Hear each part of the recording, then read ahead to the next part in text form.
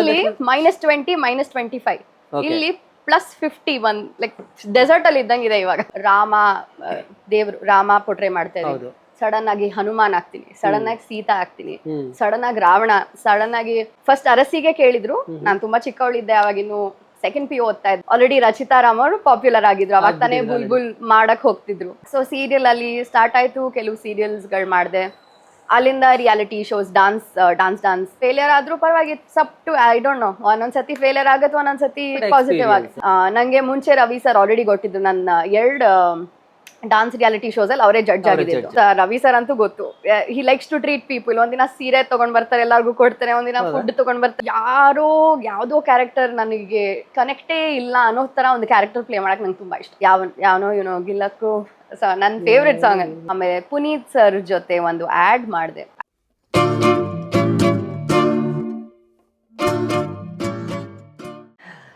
Hi hello ನಮಸ್ಕಾರ, ನೀವು ನೋಡ್ತಾ ಇದ್ದೀರಾ ಡೈಲಿ ಮಾಧ್ಯಮದ ವಿಶೇಷ ಸಂದರ್ಶನ. ನಾನು ಅಶೋಕ್ ದಾವಣಗೆರೆ. ನಮ್ಮ ಜೊತೆ ಇವತ್ತು ಒಬ್ಬರು ಸ್ಪೆಷಲ್ ಗೆಸ್ಟ್ ಜಾಯ್ನ್ ಆಗಿದ್ದಾರೆ. ಇವ್ರನ್ನ ಸ್ಪೆಷಲ್ ಗೆಸ್ಟ್ ಅಂತ ಯಾಕೆ ನಾನು ಹೇಳ್ತಾ ಇದ್ದೀನಿ ಅಂದರೆ, ಇವರು ಒಂಥರ multi talented. So basically dancer. ಕಿರುತೆರೆಯಲ್ಲಿ ಅವರ ಜರ್ನಿಯನ್ನು ಶುರು ಮಾಡ್ತಾರೆ, ಸಿನಿಮಾಗಳಲ್ಲಿ ನಟಿಸ್ತಾರೆ, ದೊಡ್ಡ ದೊಡ್ಡ ಸ್ಟಾರ್ಗಳ ಜೊತೆ ಸ್ಕ್ರೀನ್ ಶೇರ್ ಮಾಡ್ತಾರೆ. ಸೊ ರಿಯಾಲಿಟಿ ಶೋಗಳಲ್ಲೂ ಕೂಡ ಮಿಂಚ್ತಾರೆ. ಬಹಳ ಶಾರ್ಟ್ ಟೈಮಲ್ಲಿ, ನನ್ನ ಅಂದಾಜು ಒಂದು 6-7 ವರ್ಷಗಳ ಜರ್ನಿ. ಬಹಳ ವಿಶೇಷವಾಗಿ ಈಗ ಅವರು ಕೆನಡಾಗೆ ಹೋಗಿದ್ರು ಕಳೆದ 1-1.5 ವರ್ಷ. ಈಗ ಒಂದು ಬ್ರೇಕ್ ಅಂತೇಳಿ ಬ್ಯಾಂಗ್ಳೂರಿಗೆ ಬಂದರು, ನಮ್ಮ ಕೈಗೆ ಸಿಕ್ಕಿದ್ದಾರೆ. ಯಾಕೆ ಹೋಗಿದ್ರು, ಏನು ಅವ್ರ ಜರ್ನಿ ಹೇಗಿತ್ತು, ಯಾಕೆ ಸಿನಿಮಾ ರಂಗಕ್ಕೆ ಬಂದರು, ಬಣ್ಣದ ಸೆಳೆತ ಹೇಗೆ ಶುರುವಾಯಿತು, ಇದೆಲ್ಲದ್ರ ಬಗ್ಗೆ ಮಾತಾಡ್ಸೋಣ. ಎಸ್, ನಮ್ಮ ಜೊತೆ ಇದ್ದಾರೆ ಲಾಸ್ಯ ನಾಗರಾಜ್. ಹಲೋ, ನಮಸ್ಕಾರ ಎಲ್ಲರಿಗೂ. ನಮಸ್ಕಾರ. ನಮಸ್ತೆ, ಹೇಗಿದ್ದೀರಿ? How you? ಸೂಪರ್, ನೀವ್ ಹೇಗಿದ್ದೀರಾ? ನಾನು ತುಂಬಾ ಚೆನ್ನಾಗಿದ್ದೀನಿ. ಸಿಕ್ಕಾಪಟ್ಟೆ ಬಿಸಿಲು ಇಲ್ಲಿ ಅಲ್ವಾ? ನಿಮ್ಗೆ ಅಲ್ಲಿಂದ ಅಲ್ಲಿ -20 -25 ಇಲ್ಲಿ +51 ಲೈಕ್ ಡೆಸರ್ಟ್ ಅಲ್ಲಿ ಇದ್ದಂಗಿದೆ ಇವಾಗ. ಬ್ಯಾಂಗ್ಳೂರ್ ಆಕ್ಚುಲಿ ನಾವ್ ಈ ತರ ನೋಡೇ ಇಲ್ಲ. ಹೌದು, ಈ ವರ್ಷನೇ ವರ್ಸ್ಟ್. ಅಲ್ಲಿ ಈ ವರ್ಷ ವರ್ಸ್ಟ್ ಸ್ನೋ, ಇಲ್ಲಿ ಈ ವರ್ಷ ವರ್ಸ್ಟ್ ಇದು ಸಮ್ಮರ್. ಗಾರ್ಡನ್ ಸಿಟಿ ಅಂತ ನಾವೆಲ್ಲ ಒಂದು 15-20 ವರ್ಷದ ಹಿಂದೆ ಹೋದ್ರೆ ಬ್ಯಾಂಗ್ಳೂರಲ್ಲಿ ಆಕ್ಚುಲಿ ಇರೋಕ್ ಆಗ್ತಿರ್ಲಿಲ್ಲ, ಅಷ್ಟು ಚಳಿ ಇರ್ತಿತ್ತು. ಇವಾಗ ಬಹಳ ವೆದರ್ ತುಂಬಾ ವೇರಿ ಆಗಿದೆ. ಬ್ಯಾಂಗ್ಳೂರ್ ಇವಾಗ 31-32 ಡಿಗ್ರಿ ಇದೆ. So okay, but garden city actually ಸ್ವಲ್ಪ ಗಾರ್ಡನ್ ಸಿಟಿ ಆಗೇ ಇದೆ ಇನ್ ಟರ್ಮ್ಸ್ ಆಫ್ ಬೇರೆ ಸಿಟೀಸ್ ಕಂಪೇರ್ ಮಾಡಿದ್ರೆ. ಅಷ್ಟು ಗ್ರೀನರಿ ಇಲ್ವೇ ಇಲ್ಲ, ಎಷ್ಟೊಂದ್ ಕಡೆ ಬರೀ ಡ್ರೈ ಆಗಿದೆ. ಮುಂಬೈ, ಡೆಲ್ಲಿ, ಚೆನ್ನೈ ನಮ್ಮಷ್ಟು ಗ್ರೀನರಿ ಇಲ್ವೇ ಇಲ್ಲ. ಇಲ್ಲಿ ಇನ್ನೂ ಸ್ವಲ್ಪ ಪಾರ್ಕ್ಸ್ ಮತ್ತೆ ಜಾಸ್ತಿ ಪ್ಲಾಂಟೇಶನ್ಸ್ ಇನ್ನೂ ಜಾಸ್ತಿನೇ ಇದೆ. ಹಂಗ್ ಕಂಪೇರ್ ಮಾಡಿದ್ರೆ ಬ್ಯಾಂಗ್ಳೂರ್ ಮಚ್ ಬೆಟರ್. ಓಕೆ ಲಾಸಿ ಅವರೇ, ಸೊ ಬಹಳ ದಿನ ಆದ್ಮೇಲೆ ಸಿಕ್ಕಿದಿರಿ. ನಾನು ಫಸ್ಟ್ ನಿಮ್ಮ ಈಗಿನ ಜರ್ನಿಗಿಂತ ಮೊದಲು ನಿಮ್ಮ ಏನ್ ಹೇಳ್ತೀವಿ ಬಣ್ಣದ ಜರ್ನಿ ಹೇಗೆ ಶುರುವಾಯಿತು ಅಂತ ತಿಳ್ಕೊಬೇಕು ಅಂತ. ಫಸ್ಟ್ ಬೇಸಿಕಲಿ ನೀವು ಡಾನ್ಸರ್ ಅನ್ನೋದು ನನಗೆ ಗೊತ್ತು, ತುಂಬಾ ಅದ್ಭುತವಾಗಿ ಡ್ಯಾನ್ಸ್ ಮಾಡ್ತೀರಾ. ಹೇಗೆ ಶುರುವಾಗಿದ್ದು? ಅಮ್ಮ ಡಾನ್ಸರ್, ಭರತನಾಟ್ಯಂ ಡಾನ್ಸರ್. ಅಮ್ಮ ಕ್ಲಾಸಿಕಲ್ ಡಾನ್ಸರ್. ಸೊ ನಾನು ಚಿಕ್ಕವಳಿಂದ ಕಲ್ತಿದ್ದೀನಿ. ಇವಾಗ ನಾನು ಹೇಳ್ಕೊಡ್ತೀನಿ, ಕೊರಿಯೋಗ್ರಾಫ್ ಎಲ್ಲ ಮಾಡ್ತೀನಿ. ಸೊ ಡಾನ್ಸ್ ಇವಾಗ ಭರತನಾಟ್ಯಂ ಅಂದ್ರೇನೆ ನಮ್ಮ ಕಲ್ಚರಿಂದ ಎಷ್ಟೊಂದು ವರ್ಷಗಳಿಂದ ಬಂದಿರೋ ಒಂದು ಕಲೆ. ಇದರಲ್ಲಿ ಡ್ರಾಮಾನೂ ಇರುತ್ತೆ, ಡಾನ್ಸ್ ಡ್ರಾಮಾ ಅಂತೀವಿ ನಾವು. ಸೊ ಅದನ್ನ ಮಾಡ್ಕೊಂಡು ಬಂದಿರೋದ್ರಿಂದ ಚಿಕ್ಕವಳಿಂದ ನಂಗೆ ಆಕ್ಟಿಂಗ್ ಸ್ವಲ್ಪ ಈಸಿ ಆಯ್ತು. ಇಲ್ಲಿ ಬರೀ ಡಾನ್ಸ್ ಮಾತ್ರ ಅಲ್ಲ, ಎಸ್ಪೆಷಲಿ ಇಂಡಿಯನ್ ಕ್ಲಾಸಿಕಲ್ ಡಾನ್ಸಸ್ ಅಲ್ಲಿ ಡ್ರಾಮಾ ಕೂಡ ಇರುತ್ತೆ. ನಾವು ದೇವ್ರು ರಾಮ ಪೋಟ್ರೆ ಮಾಡ್ತಾ ಇದ್ದೀವಿ, ಸಡನ್ ಆಗಿ ಹನುಮಾನ್ ಆಗ್ತೀನಿ, ಸಡನ್ ಆಗಿ ಸೀತಾ ಆಗ್ತೀನಿ, ಸಡನ್ ಆಗಿ ರಾವಣ, ಸಡನ್ ಆಗಿ ಶಬರಿ ತರ. ಸೊ ಎಲ್ಲಾ ತರ ನಾಟಕ ಮಾಡ್ಕೊಂಡು, ಇಟ್ಸ್ ಆಲ್ಮೋಸ್ಟ್ ಲೈಕ್ ನಾಟಕ ತರಾನೇ, ಬಟ್ ಡಾನ್ಸ್ ಮೂಲಕ ಸ್ವಲ್ಪ ಡಾನ್ಸ್ ಇರುತ್ತೆ, ನಾಟಕನೂ ಮಾಡ್ತೀವಿ. ಸೊ ಅದರಿಂದ we are portraying so many characters. ಅದು ನ್ಯಾಚುರಲ್ ಆಗಿ ಎಲ್ಲೋ ಒಳಗೆ ಆಲ್ರೆಡಿ ಆಕ್ಟಿಂಗ್ ಗೊತ್ತಿರುತ್ತೆ. ಸೊ ಅದರಿಂದ ಡೈರೆಕ್ಟರ್ ದರ್ಶಿತ್ ಬಲ್ವಳ್ಳಿ ಅಂತ, ಅವರು ರಚಿತಾ ರಾಮ್ ಅವ್ರಿಗೆ ಅರಸಿ ಅಂತ ಫಸ್ಟ್ ಸೀರಿಯಲ್ ಮಾಡಿದ್ರು. ಅದಾದ್ಮೇಲೆ ನೆಕ್ಸ್ಟ್ ಸೀರಿಯಲ್ ಮದುಮಗಳು ಅಂತ ಉದಯ ಟಿವಿಯಲ್ಲೇ ಇದ್ರು. ಸೊ ಅವಾಗ ಕೇಳಿದ್ರು, ಫಸ್ಟ್ ಅರಸಿಗೆ ಕೇಳಿದ್ರು. ನಾನು ತುಂಬಾ ಚಿಕ್ಕವಳಿದ್ದೆ, ಅವಾಗಿನ್ನು ಸೆಕೆಂಡ್ PU ಓದ್ತಾ ಇದ್ದೆ, ಮಾಡಕ್ಕಾಗ್ಲಿಲ್ಲ ಅದು. ಆಮೇಲೆ ತಿರ್ಗಾ ಮದುಮಗಳು ಅಂತ ಕೇಳಿದಾಗ ಆಲ್ರೆಡಿ ರಚಿತಾ ರಾಮ್ ಅವರು ಪಾಪ್ಯುಲರ್ ಆಗಿದ್ರು, ಅವಾಗ ತಾನೇ ಬುಲ್ಬುಲ್ ಮಾಡಕ್ ಹೋಗ್ತಿದ್ರು. ಸೊ ಆ ಡೈರೆಕ್ಟರ್ ಸ್ವಲ್ಪ ಆ ಸೀರಿಯಲ್ ಅಲ್ಲಿ ತುಂಬಾ ಹೆಸರಿದೆ ಅವ್ರಿಗೆ. ಸೊ ಓಕೆ ಮಾಡೋಣ ಅಂದ್ರೆ, ಬಿಕಾಸ್ ಡಾನ್ಸ್ ಇದೆ ಅಂತ ನಂಗೆ I was very confuse. Degree ಆದ್ಮೇಲೆ ನಾನು ಏನ್ ಮಾಡ್ಲಿ, ನಾನು ಡಿಗ್ರಿ ಆಕ್ಚುಲಿ ಜರ್ನಲಿಸಮ್ ನಿಮ್ ಫೀಲ್ಡೇ ಮಾಡಿದ್ದೆ. ಸೊ ನಾನು ಜರ್ನಲಿಸ್ಟ್ ಆಗ್ಲಾ ಅಥವಾ ಸೈಕಾಲಜಿ ಕೂಡ ಮಾಡೋದು, journalism, psychology, English triple major ಅಂತ. ಸೊ ನಾನು ಜರ್ನಲಿಸಮ್ ಮಾಡ್ಲಾ, ಸೈಕಾಲಜಿ ಕಡೆ ಹೋಗ್ಲಾ, ಓಕೆ ಅಥವಾ ಡಾನ್ಸ್ ಕಡೆ ಹೋಗ್ಲಾ, ಇದ್ರ ಎಲ್ಲ ಸಿಕ್ಕಾಪಡೆ ಕನ್ಫ್ಯೂಷನ್. ಎಲ್ಲೋ ಒಂದ್ ಕಡೆ ನಂಗೆ IPS ಆಗ್ಬೇಕು ಅಂತ ಇಷ್ಟ ಇತ್ತು. ಹಾ, ಓಕೆ ಸೊ UPSC ಎಕ್ಸಾಮ್ಸ್ ತಗೊಳೋದ ಅದೆಲ್ಲ ಒಂಥರ ಫುಲ್ ಕನ್ಫ್ಯೂಸ್ಡ್ ಆಗಿದ್ದೆ ನಾನು, ಏನ್ ಮಾಡೋದು ಗೊತ್ತಾಗ್ದೆ. ಸೊ ಆಮೇಲೆ ನಮ್ ಜಿಮ್ ಗೋಲ್ಡ್ಸ್ ಹೋಗ್ತೀನಿ ಬಸವೇಶ್ವರನಾಗ, ಅಜಯ್ ರಾವ್ ಸರ್ ಬರ್ತಾರೆ, ಕೆಲವು ಪ್ರೊಡ್ಯೂಸರ್ಸ್ಗಳು ಬರ್ತಾರೆ, ಇನ್ನು ಕೆಲವರು ಆಕ್ಟರ್ಸ್ ಬರ್ತಿದ್ರು. ಅವಾಗ ಅವರೆಲ್ಲ ನಂಗೆ ಹೇಳ್ತಾ ಇದ್ರು, ನೀನ್ ಎಷ್ಟು talented, you are such a good dancer, why don't you get into acting, ಹಂಗೆ ಹಿಂಗೆ ಅಂತ ಸ್ವಲ್ಪ ಬ್ರೈನ್ ವಾಶ್ ಮಾಡಿದ್ರು ಅವರು. ಕರೆಕ್ಟ್ ಆಗಿ ಇವ್ರದ್ದು ಆಪರ್ಚುನಿಟಿ ಕೇಳಿದ್ರು, ಮಾಡ್ತೀಯಾ ಸೀರಿಯಲ್ ಅಲ್ಲಿ ಅಂತ. ನಂದು ಡಿಗ್ರಿ ಮುಗ್ದಿತ್ತು, ಓಕೆ ಲೆಟ್ಸ್ ಡೂ ಇಟ್ ಅಂತ ಸುಮ್ಮನೆ ಹಂಗೆ ಒಪ್ಕೊಂಡಿದ್ದು. ಸೊ ಸೀರಿಯಲ್ ಅಲ್ಲಿ ಸ್ಟಾರ್ಟ್ ಆಯ್ತು, ಕೆಲವು ಸೀರಿಯಲ್ಸ್ಗಳು ಮಾಡಿದೆ. ಅಲ್ಲಿಂದ reality shows, dance star Suvarna ಅಲ್ಲಿ, ಜಿ ತಮಿಳಿಗೆ ಹೋದೆ, ಡಾನ್ಸ್ ಜೋಡಿ ಡಾನ್ಸ್ ಅಂತ. ಆಮೇಲೆ ತಿರ್ಗಾ ಬಿಗ್ ಬಾಸ್ಗೆ ಬಂದೆ. ಆಮೇಲೆ ತಿರ್ಗಾ ತಕದಿಮಿತಾ ಅಂತ ಕಲರ್ಸ್ ಕನ್ನಡ ಅಲ್ಲಿ. ಬೇರೆ ಬೇರೆ ಬೇರೆ ಡಾನ್ಸ್ ರಿಯಾಲಿಟಿ ಶೋ, ಈ ರಿಯಾಲಿಟಿ ಶೋ ಆ ರಿಯಾಲಿಟಿ ಶೋ ಮಾಡ್ಕೊಂಡು ಸಡನ್ ಆಗಿ ಮೂವಿ ಆಫರ್ ಬಂತು. ಅವಾಗ ನಂಗೆ ಸ್ಕ್ರಿಪ್ಟ್ ಕೇಳಬೇಕು, ನನ್ನ ರೋಲ್ ಏನು ಏನೋ ಗೊತ್ತಿಲ್ಲ ನಂಗೆ, ಏನು ಐಡಿಯಾ ಇಲ್ಲ. ಮೂವಿ ಬಂತು, ಓ ಖುಷಿ ಅಂತ ಒಪ್ಕೊಂಡು. ಐ ಥಿಂಕ್ ನಾನು ತುಂಬಾ ಇನ್ನೋಸೆಂಟ್ ಆಗಿ ನೈವ್ ಆಗಿದ್ದೆ ಅವಾಗ. ಮತ್ತೆ ನಂಗೆ ಆ ಭಯ ಆಯ್ತು, ನಾನು ಇನ್ನೂ ಹೊಸಬ್ಳು, ನಾನು ಕೇಳ್ಬಿಟ್ರೆ ಏನು ಹೇಳ್ತಾರೆ, ನನಗೆ ಬೇಡ ಅಂದ್ಬಿಡ್ತಾರೆ ಮೂವಿ ಅಂದ್ಬಿಟ್ಟು ಸುಮ್ಮನೆ ಓಕೆ ಅಂದ್ಬಿಟ್ಟು ಒಪ್ಕೊಂಡ್ಬಿಟ್ಟೆ. ಸೊ ಬಟ್ ಆ movie every journey I believe, like ಇವಾಗ ಒಂದು ಫೇಲಿಯರ್ ಆದರೂ ಫ್ಲಾಪ್ ಆದ್ರೂ ಇಟ್ಸ್ ಸ್ಟಿಲ್ ಅ ಜರ್ನಿ. ಅಲ್ಲೂ ಕೆಲವು ಕಾಂಟ್ಯಾಕ್ಟ್ ಸಿಗುತ್ತೆ ನಿಮಗೆ, ಮೇ ಬಿ ಎಡಿಟರ್ ಅಥವಾ DOP ಯಾರೋ ಒಬ್ಬರು ಪಾಪ್ಯುಲರ್ ಇರ್ತಾರೆ, ಅಥವಾ ಇನ್ನೊಬ್ರು ಫೆಲೋ ಆಕ್ಟರ್, ನಮ್ಮ ಸೀನಿಯರ್ ಆಕ್ಟರ್ಸ್ ಇರ್ತಾರೆ. ಸೊ ಅವರಿಂದ ನನಗೆ ಬೇರೆ ಬೇರೆ ಆಪರ್ಚುನಿಟೀಸ್ ಬರಕ್ ಸ್ಟಾರ್ಟ್ ಆಯ್ತು. ಸೊ ಎಲ್ಲ ಒಂದು ಜರ್ನಿನೂ I see it as one step ahead ಅಂತಾನೆ. ಫೇಲಿಯರ್ ಆದ್ರೂ ಪರವಾಗಿ, it's up to, I don't know, ಒಂದೊಂದ್ಸತಿ ಫೇಲಿಯರ್ ಆಗತ್ತೆ, ಒಂದೊಂದ್ಸತಿ ಪಾಸಿಟಿವ್ ಆಗುತ್ತೆ. ಹಾ, ಬಟ್ ಅದರಿಂದ ಕಾಂಟ್ಯಾಕ್ಟ್ಸ್ ಡೆಫಿನೆಟ್ಲಿ ಸಿಗುತ್ತೆ ಎಲ್ಲ ಕಡೆ. ಯಾರೋ ಒಬ್ಬರು ನೋಡ್ತಾರೆ ಪರ್ಫಾರ್ಮೆನ್ಸ್, ಯಾವುದೋ ಒಂಥರ ಕಾಂಟ್ಯಾಕ್ಟ್ ಸಿಗುತ್ತೆ. ಸೊ ಅಲ್ಲಿಂದ ಇನ್ನು ಮೂವೀಸ್ ಬಂತು. ದೃಶ್ಯಂ 2 ಬಂತು, ನನ್ನ biggest film, Ravi Chandan sir ಜೊತೆ. ನನಗೆ ಮುಂಚೆ ರವಿ ಸರ್ ಆಲ್ರೆಡಿ ಕೊಟ್ಟಿದ್ದು ನನ್ನ 2 ಡಾನ್ಸ್ ರಿಯಾಲಿಟಿ ಶೋಸ್ ಅಲ್ಲಿ ಅವರೇ ಜಡ್ಜ್ ಆಗಿದ್ದು. ಸೊ ಅವಾಗಿನ ತುಂಬಾ ಚೆನ್ನಾಗಿ ಗೊತ್ತು ಸರ್, ತುಂಬಾ ದೋಸ್ತು ನಾನು ಸರ್. ಸೊ ಅದಾದ್ಮೇಲೆ ತಿರ್ಗಾ ದೃಶ್ಯಂ 2, ಅಲ್ಲೂ ಸೂಪರ್ ಆಗಿತ್ತು ಜರ್ನಿ. ಒಂಥರ I think that was the most fun set ನನಗೆ ಎಲ್ಲ ಮೂವೀಸ್ಗಿಂತಾನು. ಅಂದರೆ ಎಷ್ಟು ಆರಾಮಾಗಿ ಒಂದು ಪಿಕ್ನಿಕ್ಗೆ ಹೋದಂಗಿತ್ತು. ಕೂರ್ಗ್ ಮಡಿಕೇರಿ ಕಡೆ ಶೂಟ್ ಮಾಡಿದ್ದು. ಹಾ, ಸೊ ದಿನ Vasu sir director, Ravichandran sir ಮತ್ತೆ ಪ್ರಭು ಸರ್ ತಮಿಳ್ ಅವ್ರೂ ಇದ್ರು. ಸೊ ದಿನ ಎಲ್ಲರೂ ಏನೇನೋ ಫುಡ್, ರವಿ ಸರ್ ಅಂತೂ ಗೊತ್ತು, he likes to treat people. ಒಂದಿನ ಸೀರೆ ತಗೊಂಡ್ ಬರ್ತಾರೆ, ಎಲ್ಲರಿಗೂ ಕೊಡ್ತಾರೆ, ಒಂದಿನ ಫುಡ್ ತಗೊಂಡ್ ಬರ್ತಾರೆ. ಹಾ, ಸೀರೆ ಎಲ್ಲ ಕೊಟ್ಟಿದ್ದಾರೆ ನಮಗೆ. ಸುಮ್ಮನೆ ಹಂಗೆ ಅವ್ರಿಗೇನೋ ಗಿಫ್ಟ್ ಮಾಡ್ಬೇಕು ಅಂತ ತಲೆಗೆ ಬರುತ್ತೆ, ಏನೋ ಒಂದು ಸರ್ಪ್ರೈಸ್ ಇರುತ್ತೆ ಸರ್ದು. ಒಂದಿನ ಸಡನ್ ಆಗಿ ಐಸ್ ಕ್ರೀಮ್ ಆರ್ಡರ್ ಮಾಡ್ತಾರೆ, ಒಂದಿನ ಆ ಊರಿನಲ್ಲಿ ಏನೋ ಒಂದು ಪಾಪ್ಯುಲರ್ ಬಿರಿಯಾನಿ ಏನಾದ್ರು ಇದ್ರೆ ಅದು ಆರ್ಡರ್ ಮಾಡ್ಬಿಡ್ತಾರೆ. ಸೊ ದಿನ ಒಂದು ಸರ್ಪ್ರೈಸ್ ಕೊಡ್ತಾರೆ, ಕಾರ್ಡ್ಸ್ ಆಡ್ಕೊಂಡು ಎಲ್ಲ. It was the most fun shoot ಅಂತ ಹೇಳ್ಬೋದು. ಐ ಥಿಂಕ್ ಆ ರೋಲಿಂದಾನೇ ನನಗೆ ವೇದ ಸಿಕ್ಕಿದ್ದು. ಬಿಕಾಸ್ ಆ role it was not easy role. ಅದು ಅಂಡರ್ ಕವರ್ ಪೊಲೀಸ್ ಆಫೀಸರ್ ನಾನು ಪ್ಲೇ ಮಾಡಿದ್ದು. ಸೊ ಅದರಲ್ಲಿ ಏನು ಗ್ಲಾಮರ್ ಏನೂ ಇರಲಿಲ್ಲ, ಝೀರೋ ಗ್ಲಾಮರ್ ಫ್ಯಾಕ್ಟರ್. ಇನ್ಫ್ಯಾಕ್ಟ್ ನಂಗೆ ಆ ಥರ ರೋಲ್ ಮಾಡೋಕ್ಕೆ ಇಷ್ಟ. ಬಿಕಾಸ್ ನಾನು ಹೆಂಗಿದ್ದೀನೋ ಹಂಗಿರೋದು ಮೂವಿಯಲ್ಲಿ ಈಸಿ, ಗ್ಲಾಮರಸ್ ಆಗಿ ಹಾಟ್ ಆಗಿ ಸುಮ್ಮನೆ ಹಾ ಅನ್ಕೊಂಡಿರೋದು ಈಸಿ ನನಗೆ. ಇವಾಗ ಅದನ್ನ ಇಲ್ಲದೆ ಬೇರೆ ಥರ ನಟಿಸ್ಬೇಕು, ನನ್ನ ಲೈಫ್ ಅಲ್ಲ ಅದು, ಬೇರೆ ಯಾರೋ ಹುಡುಗಿ, ಐ ಮೀನ್ ಬೇರೆ ಯಾವುದೋ ಜೀವನ ನಾನು ನೋಡೇ ಇಲ್ಲ. ಆ ಥರ ಒಂದು ಅಂಡರ್ ಕವರ್ ಪೊಲೀಸ್ ಆಫೀಸರ್, ಒಂದು ಪೊಲೀಸ್ ಜೀವನ ಹೇಗಿರುತ್ತೆ. ಇನಿಷಿಯಲಿ ಅವಳು ಆಕ್ಚುಲಿ ಮನೆ ಕೆಲಸ ಮಾಡೋ ಹುಡುಗಿ, ಆಮೇಲೆ ರಿವೀಲ್ ಆಗುತ್ತೆ ಕ್ಯಾರೆಕ್ಟರ್. ಸೊ ಮನೆ ಕೆಲ್ಸದವ್ರು ಹೇಗಿರ್ತಾರೆ, ಅಥವಾ ಆ ರೀಜನ್ ಅಲ್ಲಿ ಮಡಿಕೇರಿಯಲ್ಲಿ ಹೇಗಿರ್ತಾರೆ, ಅಂಡ್ ಶೀಸ್ ಅ ಕ್ರಿಶ್ಚಿಯನ್ ಆಗಿ ಹೇಗಿರ್ತಾಳೆ, ಅದೆಲ್ಲ ನಂಗೆ ಗೊತ್ತಿಲ್ವಲ್ಲ. It's a very new experience. So ನಾನ್ ಇಲ್ಲದೆ ಬೇರೆ ಯಾವುದೋ ಕ್ಯಾರೆಕ್ಟರ್ ನನಗೆ ಕನೆಕ್ಟೇ ಇಲ್ಲ ಅನ್ನೋ ಥರ ಒಂದು ಕ್ಯಾರೆಕ್ಟರ್ ಪ್ಲೇ ಮಾಡಕ್ಕೆ ನಂಗೆ ತುಂಬ ಇಷ್ಟ. So I think that was the most challenging and ತುಂಬ ಇಷ್ಟ ಆಯಿತು ಕೂಡ ನನಗೆ. ಅದರಿಂದ ಹರ್ಷ ಮಾಸ್ಟರ್ ಆ ಫೋಟೋನೋ ಇದನ್ನ ಯಾರೋ ತೋರಿಸಿದ್ರು, ವಿಡಿಯೋ ಕ್ಲಿಪ್ ಯಾರೋ ತೋರಿಸಿದ್ರು, ನಾನು ದೃಶ್ಯಂ 2 ಈಗ ಮಾಡಿದ್ದು. ಸೊ ಅವ್ರಿಗೆ ಹಿ ಫೆಲ್ಟ್ ಈ ಥರ ಒಂದು ರೋಲ್ ಶಿ ಕ್ಯಾನ್ ಕ್ಯಾರಿ ಅಂತ, ವೇದ ಅಲ್ಲಿ ಶಿವರಾಜ್ ಕುಮಾರ್ ಸರ್ ಜೊತೆ. ಸೊ ಅದರಿಂದ ಆ ರೋಲ್ ನನಗೆ ಸಿಕ್ಕಿದ್ದು. ಓಪನಿಂಗ್ ಸಾಂಗ್ ಯಾವನೋ ಗಿಲ್ಲಕ್ಕೂ ಸೊ ನನ್ನ ಫೇವ್ರೆಟ್ ಸಾಂಗ್ ಅದು, ನನ್ನ ಫೇವ್ರೆಟ್ ಸಾಂಗ್ ಅದು. ಸೊ ಸೂಪರ್ ಹಿಟ್ ಸಾಂಗ್ ಅದು. ಸಿನಿಮಾದಲ್ಲಿ ಫಸ್ಟ್ ವೇದ ಅಂತ ತಕ್ಷಣ ನೆನಪಾಗದೆ ಫಸ್ಟ್ ಆ ಸಾಂಗು. ಹೌದು ಹೌದು. ಸೊ ಅಲ್ಲಿ ತನಕ ಬಂತು ನನ್ನ ಜರ್ನಿ. ಹಂಗ ಹೋಗಿ ಹೋಗಿ ಹೋಗಿ ಫೈನಲಿ ಶಿವರಾಜ್ ಕುಮಾರ್ ಸರ್ ಜೊತೆ ಆ ಮೂವಿ, ಆಮೇಲೆ ಪುನೀತ್ ಸರ್ ಜೊತೆ ಒಂದು ಆ್ಯಡ್ ಮಾಡಿದೆ. I think that was another beautiful moment. ಎಲ್ಲರೂ ಹೇಳ್ದಂಗೆ working with sir you feel blessed. ಅಂದರೆ ಅವ್ರ ಪ್ರೆಸೆನ್ಸ್ ಇದ್ದಾಗಲೇ ಯು ಫೀಲ್ ಅದು ಎಷ್ಟು ಪಾಸಿಟಿವ್ ಆಗಿ ಗ್ರೌಂಡೆಡ್ ಆಗಿರ್ತಾರೆ. ಏನು ಜಾಸ್ತಿ ಇಲ್ಲ, ಏನು ಅಂದರೆ ಒಂಥರ ಯು ಗಾಡ್ಲಿ ಮ್ಯಾನ್ ಥರ ಫೀಲಿಂಗ್ ನಿಮಗೆ ಅನ್ಸುತ್ತೆ. ಅದು ಹಿ ಇಸ್ ಸೋ ಗಾಡ್ಲಿ, ಅವ್ರ ಪ್ರೆಸೆನ್ಸ್ ಇಸ್ ಸೋ ಗಾಡ್ಲಿ.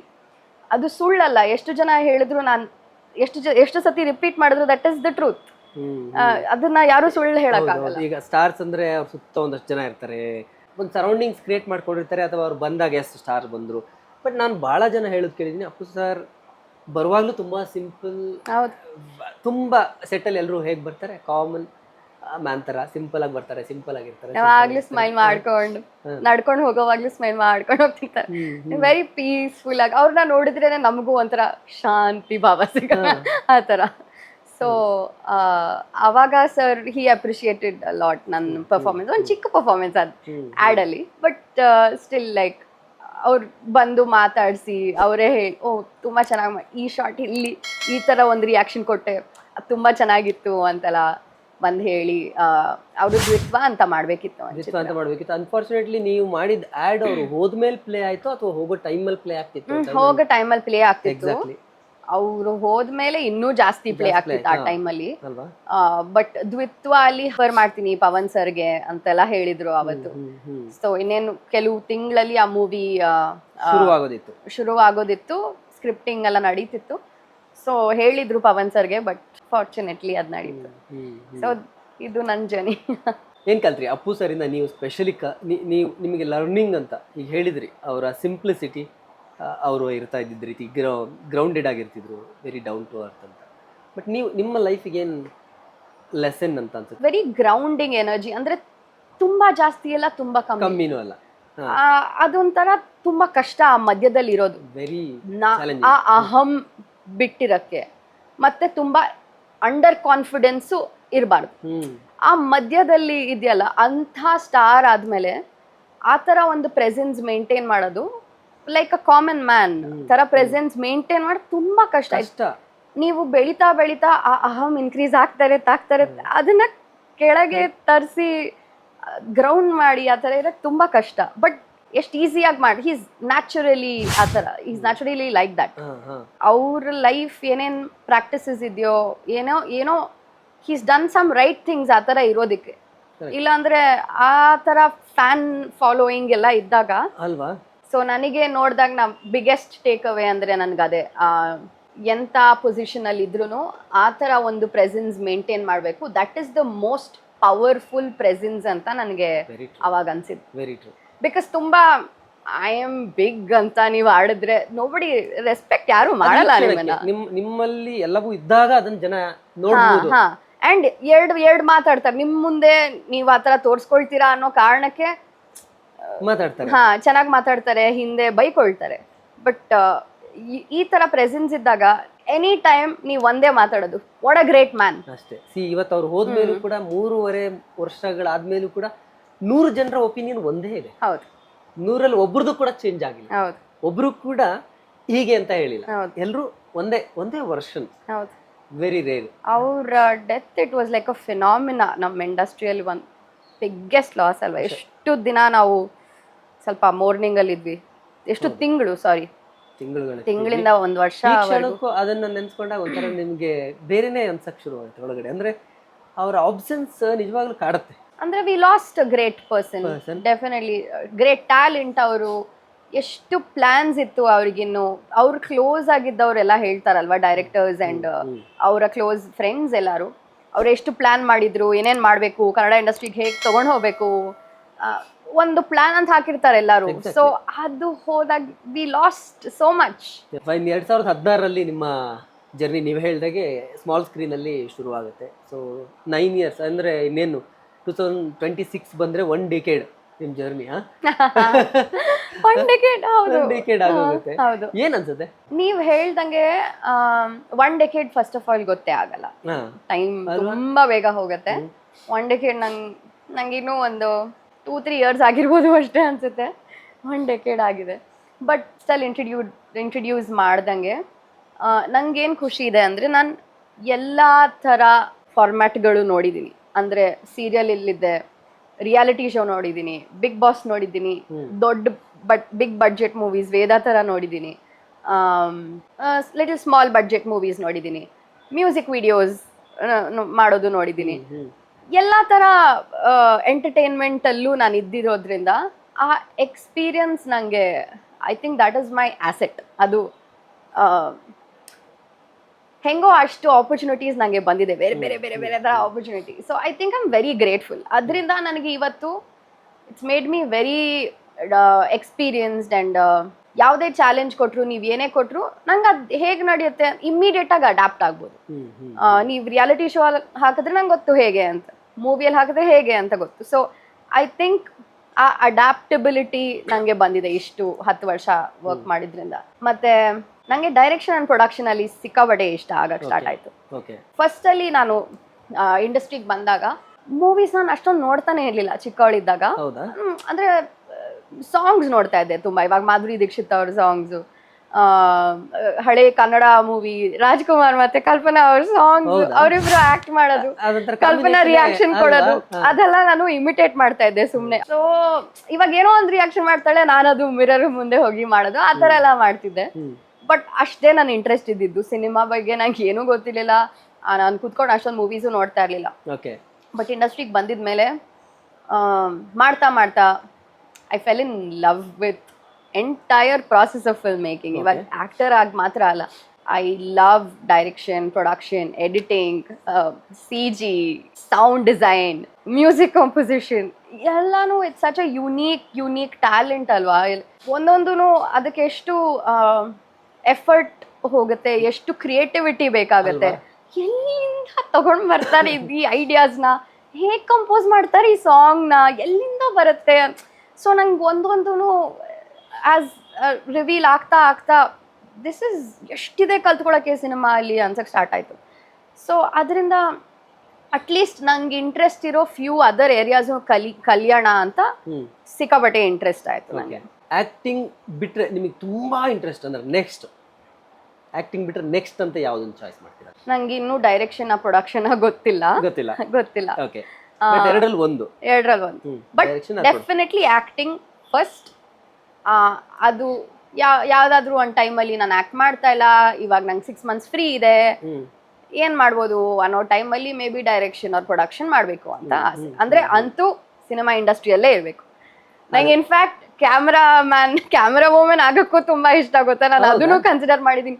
ನಾನು ಸಿನಿಮಾಟೋಗ್ರಫಿ ಕ್ಲಾಸಸ್ ಯಾಕೆ ಮಾಡಬಾರ್ದು, ಒಂದು ಶಾರ್ಟ್ ಫಿಲ್ಮ್ ಯಾಕೆ ತೆಗಿಬಾರ್ದು. ಒಂದೊಂದ್ಸಲ ಒಂದೊಂದು ಥಾಟ್ಸ್ ಬರುತ್ತೆ ತುಂಬ. ನನಗೆ ಅದು ಸಿನಿಮಾ ಇಸ್ ಅ ಮ್ಯಾಜಿಕ್. ಅದು ಹೇಗೆ ಮಾಡ್ತಾರೆ, ಅಷ್ಟು ಜನ ಅವ್ರ ಟ್ಯಾಲೆಂಟ್ ತೊಗೊಂಡು ಬಂದು ಒಂದೇ ಐಡಿಯಾ ಕಡೆ ಫೋಕಸ್ ಮಾಡಿ ಅಷ್ಟು ಟ್ಯಾಲೆಂಟು ಒಂದು ಪ್ರಾಡಕ್ಟ್ನ ಕೊಡೋದು ನಂಗೆ ಒಂಥರ ಫ್ಯಾಸಿನೇಷನ್ ಆಗಿಬಿಟ್ಟಿದೆ.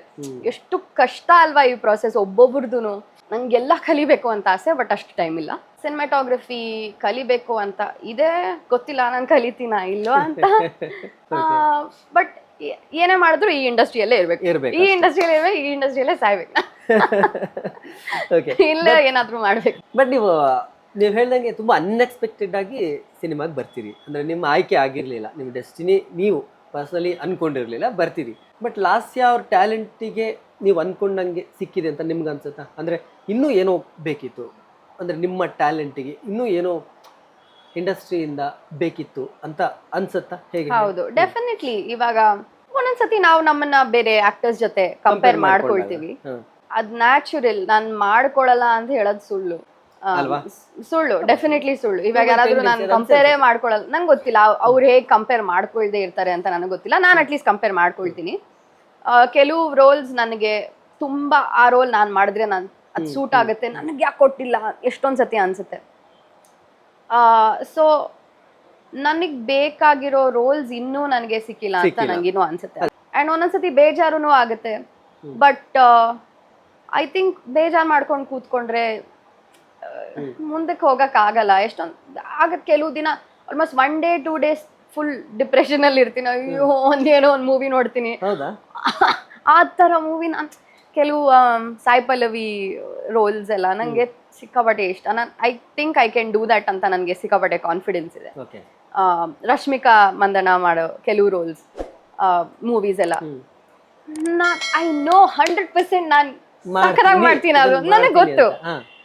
ಬಟ್ ಆಗಲ್ಲ, ಐ ಮೀನ್ ಮಾಡಿರಲ್ಲ. ಸೊ ನೋಡಿದ ತಕ್ಷಣ ನಂಗೆ ಆ ದಿನ ಅಥವಾ 2 days ಸಿಕ್ಕಾಪಟ್ಟೆ ಲೋ ಆಗಿರ್ತೀನಿ, ಯಾಕೆ ಅದು ಇದು ಅಂತೆಲ್ಲ. ಬಟ್ ಅಷ್ಟೇ 2 days ಮ್ಯಾಕ್ಸಿಮಮ್, ಬಿಕಾಸ್ ಅದ್ರಲ್ಲೇ ನಾವು ಇದ್ರೆ ಮುಂದೆ ಹೋಗಕ್ಕಾಗಲ್ಲ ಅಂತ ನನಗೂ ಗೊತ್ತು.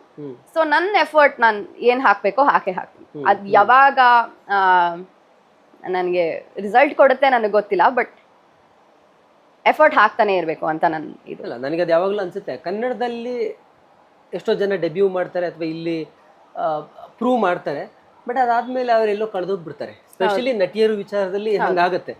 ಅವರೆಲ್ಲೋ ಬೇರೆ ಕಡೆ ಹೋಗಿ ಬೇರೆ ಇಂಡಸ್ಟ್ರಿಯಲ್ಲಿ ಫೇಮ್, ಪಾಪ್ಯುಲಾರಿಟಿ ಎಲ್ಲ ಗಳಿಸ್ಕೋತಾರೆ. ಅದಾದ ನಂತರ ಮತ್ತೆ ವಾಪಸ್ ಇಲ್ಲಿ ಅವ್ರನ್ನ ಕರೆಸೋ ಪ್ರಯತ್ನ ಆಗುತ್ತೆ. ಬಟ್ ಯಾಕೆ ನಮ್ಮ ಇಂಡಸ್ಟ್ರಿ ಆ ಥರ ಆಗುತ್ತೆ ಅಂತ ನನಗೆ ಪರ್ಸನಲಿನೂ ಅನ್ಸುತ್ತೆ. ಅದ್ ನಿಜ. ಅದ್ ಯಾಕೋ ನಮ್ಮಲ್ಲಿ ಸ್ವಲ್ಪ ನಮ್ಮ ಹೀರೋಯಿನ್ಸ್ ಅಲ್ಲಿ ಕಾನ್ಫಿಡೆನ್ಸ್ ಕಡಿಮೆ. ಬೇರೆ ಅವ್ರ ಇಂಡಸ್ಟ್ರಿನ ಬೇರೆ ಇಂಡಸ್ಟ್ರಿ ಹೀರೋಯಿನ್ಸ್ ನ ಕರ್ಕೊಂಡ್ ಬಂದಾಗ ಇನ್ನು ಚೆನ್ನಾಗಾಗತ್ತೆ film. May be it's also ಇವಾಗ ನನ್ಗೆ ಪ್ರೊಡಕ್ಷನ್ ಅರ್ಥ ಆಗಿದ್ಮೇಲೆ ಈ ಕೆಲವು ಕಾನ್ಸೆಪ್ಟ್ಸ್ ಇನ್ನು ಅರ್ಥ ಆಗಕ್ ಶುರು ಆಗಿದೆ. ಇವಾಗ ಮುಂಚೆ ನಾನು ಅಳ್ತಿದ್ದೆ ನಾನು ಯಾಕೆ ಹಾಕೊಳಲ್ಲ ಅಂತ, ಬಟ್ ಇವಾಗ ನನ್ಗೆ ಅರ್ಥ ಆಗತ್ತೆ ಬಿಕಾಸ್ ಆಫ್ ಫೈನಾನ್ಷಿಯಲ್ ರಿಸ್ಟ್ರಿಕ್ಷನ್ಸ್ ಅಥವಾ ಇಷ್ಟು ಆಚೆ ಬರ್ಬೇಕು ನಾವು ಹಾಕಿದ್ರೆ ಸಿನಿಮಾ ಅಂತೆಲ್ಲ. ಒಂದು ಸಿನಿಮಾ ಇಸ್ ಪ್ರೊಡ್ಯೂಸ್ ಮಾಡೋದು ಇಟ್ಸ್ ಅ ಫುಲ್ ಸ್ಟ್ರಾಟಜಿ. ನೀವು ಹಾಕ್ಬಿಟ್ಟೆ ಮಾಡ್ಬೇಕು, ಸುಮ್ನೆ ದುಡ್ಡು ಹಾಕಿ ಸುಮ್ನೆ ಆಗಲ್ಲ. ಸೊ ಆ ತರ ಒಂದು ಕ್ಯಾಲ್ಕ್ಯುಲೇಷನ್, ಈ ತರ ಇಷ್ಟು ದುಡ್ಡು ತೆಗಿಬೇಕು ಅಂತ ಇದ್ರೆ ಇಷ್ಟು ಮಾರ್ಕೆಟ್ ಇದ್ದವ್ರನ್ನ ಹಾಕೋಬೇಕು ಅಂತೆಲ್ಲ ಇರುತ್ತೆ. ಸೊ ಅದರಿಂದ ಹಾಕೊಳ್ಳಲ್ವೇನೋ ಅಂತ ನನ್ಗೆ ಅರ್ಥ ಆಗಕ್ ಸ್ಟಾರ್ಟ್ ಆಗಿದೆ. But there are few other films where ಇನ್ನು ಒಳ್ಳೆ ಆಕ್ಚುಲಿ ನನಗೆ ಇನ್ನೂ ಏನ್ ಅನ್ಸೋದು ಅಂದ್ರೆ, ಕೆಲವು ಡೈರೆಕ್ಟರ್ಸ್, ಎಷ್ಟೊಂದು ಜನ ಡೈರೆಕ್ಟರ್ಸ್ ಇವಾಗ ಅವ್ರು ಏನು ಕಲ್ತ್ಕೊಳ್ದೆ ಅವರೇ ಫಸ್ಟ್ ಸಿನಿಮಾ ನಾನು ಮಾಡ್ತೀನಿ ಅಂತ ಕೆಲವ್ರು ಬಂದ್ಬಿಡ್ತಾರೆ ಅನ್ಸುತ್ತೆ. ಇವಾಗ ಟ್ಯಾಲೆಂಟೆಡ್ ಅವ್ರು ಇದ್ರು ಆಕ್ಟರ್ಸ್, ಅವರಿಂದ ಹೇಗ್ ತೆಗಿಯೋದು ಅಂತ ಅವ್ರಿಗೆ ಗೊತ್ತಿಲ್ಲ. ಅಂದ್ರೆ ಇವಾಗ ಎಷ್ಟೊಂದ್ ಜನ ಕನ್ನಡ ಹೀರೋಯಿನ್ಸ್ ಎಷ್ಟೊಂದು ಮೂವೀಸ್ ಮಾಡ್ತಿದ್ದಾರೆ, ಚಿಕ್ಕ ಮೂವೀಸ್ ಎಷ್ಟೊಂದು ಬರ್ತಾನೆ ಇದೆ. ಬಟ್ ಅದು ನಿಲ್ಲಕ್ ಆಗ್ತಾ ಇಲ್ಲ, ಆ ಪರ್ಫಾರ್ಮೆನ್ಸ್ ಆಚೆ ಬರ್ತಿಲ್ಲ ಅವರಿಂದ, ಆ ಕತೆ ಇಟ್ಸ್ ನಾಟ್ ಹೋಲ್ಡಿಂಗ್. ಸೊ ಅದರಿಂದ ಆ ಪುಷ್ ಸಿಗ್ತಾ ಇಲ್ಲ ಎಷ್ಟೊಂದು ಜನರಿಗೆ. ಸೊ ಮಲ್ಟಿಪಲ್ ಪ್ರಾಬ್ಲಮ್ಸ್ ಇದೆ ಅನ್ಸುತ್ತೆ. ಒಂದು ಫೈನಾನ್ಷಿಯಲ್ ಆಸ್ಪೆಕ್ಟ್ ಅಲ್ಲಿ ನಮ್ ಕನ್ನಡ ಇಂಡಸ್ಟ್ರಿ ಚಿಕ್ಕದಿರೋದ್ರಿಂದ, ಬಡ್ಜೆಟ್ ಚಿಕ್ಕದಿರೋದ್ರಿಂದ, ವ್ಯೂಯಿಂಗ್ ಚಿಕ್ಕದಿರೋದ್ರಿಂದ ಅಷ್ಟು ರೀಚ್ ಆಗಲ್ಲ. ಅದರಿಂದ ಬೇರೆ ಹೀರೋಯಿನ್ ಕರ್ಕೊಂಡ್ ಬರ್ಬೇಕು, ಸ್ವಲ್ಪ ರೀಚ್ ಆಗ್ಲಿ ಅನ್ನೋ ಕಾರಣಕ್ಕೆ, ಸ್ವಲ್ಪ ಇನ್ನೂ ಜಾಸ್ತಿ ದುಡ್ಡು ಬರ್ಲಿ ಅನ್ನೋ ಕಾರಣ. ಅವಾಗ ಟ್ಯಾಲೆಂಟೆಡ್ ರೈಟರ್ಸ್ ಅಂಡ್ ಡೈರೆಕ್ಟರ್ಸ್ ಕಮ್ಮಿ ಆದಾಗ ಟ್ಯಾಲೆಂಟೆಡ್ ಆಕ್ಟರ್ಸ್ ಕೂಡ ಕಮ್ಮಿ ಆಗ್ತಾರೆ. ನಮಗೂ ಏನ್ ಮಾಡ್ಬೇಕು ಇವಾಗ, ಅವ್ರು ತೆಗಿಸ್ಬೇಕು ಆಕ್ಟಿಂಗ್ ನ. ಎಷ್ಟೊಂದು ಟ್ಯಾಲೆಂಟೆಡ್ ಡೈರೆಕ್ಟರ್ಸ್ ಅಬ್ಸಲ್ಯೂಟ್ಲಿ ಹೊಸ ಆಕ್ಟರ್ಸ್ ಇಂದಾನು ಎಷ್ಟು ತೆಗಿಸ್ತಾರೆ ಅವರಿಂದ ಆಚೆಗೆ. ಲೈಕ್ ಆಕ್ಟಿಂಗ್ ಅವ್ರಿಗೆ ಗೊತ್ತಿರಲ್ಲ, ನನಗೆ ಗೊತ್ತು ಇಷ್ಟು ಅಂತ. ಈ ತರ ಮಲ್ಟಿಪಲ್ ಫ್ಯಾಕ್ಟರ್ಸ್ ಇದೆ ಅನ್ಸುತ್ತೆ. ಸೊ ನನಗೂ ಆ ಬೇಜಾರಿದೆ. ಬಟ್ ಇವಾಗ್ಲೂ ನಾನು ಆಕ್ಟಿಂಗ್ ಕ್ಲಾಸ್ ಇವಾಗ ಟೊರೊಂಟೊ ಅಲ್ಲಿ ಕೆನಡಾ ಅಲ್ಲಿ ಆಕ್ಟಿಂಗ್ ಕ್ಲಾಸಸ್ ಮಾಡ್ತಾನೆ ಇದ್ದೀನಿ. ಬಿಕಾಸ್ ಐ ಬಿಲೀವ್ ಆಕ್ಟಿಂಗ್ ಒಂದು ದೊಡ್ಡ ಓಷನ್, ದೊಡ್ಡ ಕಲೆ. ಬಟ್ ಎಷ್ಟೋ ಸಲ ಏನ್ ಅನ್ಸುತ್ತೆ, ಕಲಾವಿದರಿಗೆ ಒಳಗಡೆ ಒಂದು ತುಡಿತಾ ಇರುತ್ತೆ. ನೀವ್ ಹೇಳಿದ್ರಿ ಅಲ್ಲ, ಸ್ಪೆಷಲಿ ಕಲಾವಿದರು ಅಂತಲ್ಲ, ಕ್ರಿಯೇಟಿವ್ ಫೀಲ್ಡ್ ಅಲ್ಲಿ ಇರುವಂತವ್ರು, ಈಗ ಎಷ್ಟೇ ಟ್ಯಾಲೆಂಟ್ ಇದ್ರೂ ಲಕ್ ಫ್ಯಾಕ್ಟರ್ ಬಹಳ ದೊಡ್ಡ ಮಟ್ಟದಲ್ಲಿ ಇಲ್ಲಿ ಕೆಲಸ ಮಾಡುತ್ತೆ. ಲಕ್ ಇಲ್ಲ ಅಂದ್ರೆ ಕೆಲವು ಸಲ ಏನೂ ಆಗಲ್ಲ ಅಂತಾನು ಹೇಳ್ತಾರೆ. ಅವಕಾಶ ಸಿಗತ್ತೆ ಅಂತ ಕಾಯೋದ್ರಲ್ಲಿ ಎಷ್ಟು ಪೇನ್ ಇದೆ ಅಲ್ಲ ನಿಮ್ಗೆ. ನಾನು ಎಷ್ಟು ದಿನ ಫ್ರಸ್ಟ್ರೇಟ್ ಆಗಿ ಎಲ್ಲ ಆಗಿರುತ್ತೆ. ಎಷ್ಟೊಂದು ಅದೇ ನಾನು ಹೇಳಿದಾಗ, ಒಂದು ತುಂಬಾ ಒಳ್ಳೆ ಸಿನಿಮಾ ನೋಡಿದಾಗ, ಒಂದು ಹೀರೋಯಿನ್ ಪರ್ಫಾರ್ಮೆನ್ಸ್ ನೋಡಿದಾಗ ನಾನಲ್ಲಿರ್ಬೇಕು ಅನ್ನಿಸ್ದಾಗ ಅನ್ಸುತ್ತೆ. ಅತ್ತು ಎಲ್ಲಾ ತರ ಡ್ರಾಮಾನು ನಡೆದಿರತ್ತೆ, ಅದ್ ಅನ್ಸುತ್ತೆ. ಬಟ್ ಅದೇ ಅದನ್ನ ಇಟ್ಕೊಂಡು ಕೂರಕ್ ನಾನು ಆ ಥರ ಇಲ್ಲ. ನಾನು ಹೆಂಗಾದ್ರೂ ಪುಷ್ ಮಾಡ್ಕೊಂಡು ನಾನು ಒಂದು ಡಿಸೈಡ್ ಮಾಡಿದ್ದೀನಿ ನನ್ನ ತಲೆಯಲ್ಲಿ, ಇಟ್ಸ್ ಓಕೆ, ಈ ವರ್ಷ ಆಗಿಲ್ವಾ ನಾಳೆ ಆಗಿಲ್ವಾ ನಂಗೆ ಗೊತ್ತಿಲ್ಲ, ಆ ಥರ ಒಂದು ರೋಲ್ ನನಗೆ ಸಿಕ್ಕಿಲ್ಲ ಅನ್ನೋ ಕೊರತೆ ಈ ವರ್ಷ ನೆಕ್ಸ್ಟ್ ವರ್ಷ ಐ ವಿಲ್ ಕೀಪ್ ಟ್ರೈಂಗ್. ನಾನು ಸಾಯಕ್ ಮುಂಚೆ I will do the kind of roles I want to do. ಅದು ಗ್ಯಾರಂಟಿ ಅಂತ ನನ್ನ ತಲೆಯಲ್ಲಿ ನನಗೆ. ಹೌದಾ? ಸೊ ಐ ಡೋಂಟ್ ಕೇರ್ ಅದು ಇವತ್ತೋ ನಾಳೆನೋ ನಂಗೆ ಗೊತ್ತಿಲ್ಲ. ಪ್ರಯತ್ನ ಪಡ್ತಾ ಇದ್ರೆ ಇವಾಗ ಲಕ್ ಫ್ಯಾಕ್ಟರ್ ಈ ವರ್ಷ ಇಲ್ಲ ನಾಳೆ ವರ್ಷ, ಅದೇನ್ 10 years ಆದ್ಮೇಲೂ ನೀವು ಅಷ್ಟೇ ಅನ್ಲಕ್ಕಿ ಇರ್ತೀರಾ ಅಂತೇನಿಲ್ಲ. ದ ಪ್ರಾಬ್ಲಮ್ ಇಸ್ ನಾವು ಗಿವ್ ಅಪ್ ಮಾಡ್ಬಿಟ್ಟಿರ್ತೀವಿ. ಎಷ್ಟೋ ಸಲ 10 years ಆದ್ಮೇಲೆ ಲಕ್ ಬಂದಿರ್ಬೋದು, ಬಟ್ ನಾವು ಟ್ರೈ ಮಾಡ್ತಿಲ್ಲ. ಎಷ್ಟೋ ಜನರಿಗೆ ಕಾಯೋಷ್ಟು ಪೇಷನ್ಸ್ ಇರಲ್ಲ ಕೆಲವು ಸಲ ಅಷ್ಟು ಕಾಯೋಷ್ಟು ಸಮಯ ಕೂಡ ಕೆಲವ್ರ ಲೈಫಲ್ಲಿ ಇರ್ಲಿಕ್ಕಿಲ್ಲ. ಬಹುಶಃ ಈಗ 10 ವರ್ಷ ಕಾಯುವಷ್ಟು ಸಮಯ ಬೇಕಲ್ಲ. ಅದಕ್ಕೆ ಐ ವಾಂಟ್ ಟು ಡೈವರ್ಸ್ ಈಗ ಡೈರೆಕ್ಷನ್ ಪ್ರೊಡಕ್ಷನ್ ಅದು ಇದು ಮಾಡ್ತಿದ್ದಾಗ ನಿಮಗೆ you are still in the industry. ಏನೋ ಒಂದು ನಂಗೆ ಸಿನಿಮಾ ಮೇಲೆ ಲವ್ ಅಷ್ಟಿದೆ, ಸಿನಿಮಾ ಮೇಲೆ ಜಾಸ್ತಿ ಲವ್ ಇದೆ. ಆಕ್ಟಿಂಗ್ ಅಂತ ಒಂದೇ ಅಲ್ಲ, ನನಗೆ cinema is a love. So ಅದ್ರಲ್ಲಿ ಏನ್ ಮಾಡಿದ್ರು ನಂಗೆ ಇನ್ನೂ ಅಚೀವ್ಮೆಂಟ್ ಅಂತಾನೆ ನನ್ಗನ್ಸುತ್ತೆ.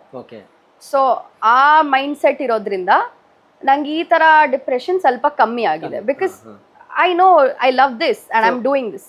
ಅಂದ್ರೆ ಈ ಸಿನಿಮಾ ಇಂಡಸ್ಟ್ರಿಯ ಬೇರೆ ಬೇರೆ ಕ್ರಿಯೇಟಿವ್ ಫೀಲ್ಡ್ ಅಲ್ಲಿ ನೀವು ತೊಡಗಿಸ್ಕೊಳ್ತಾ ಇರೋದ್ರಿಂದ, ಇನ್ವಾಲ್ವ್ ಆಗ್ತಾ ಇರೋದ್ರಿಂದ, ಸೊ ಅದರಿಂದ ಸ್ವಲ್ಪ ಹೊರಗೆ ಬರ್ಲಿಕ್ಕೆ ಎಕ್ಸಾಕ್ಟ್ಲಿ.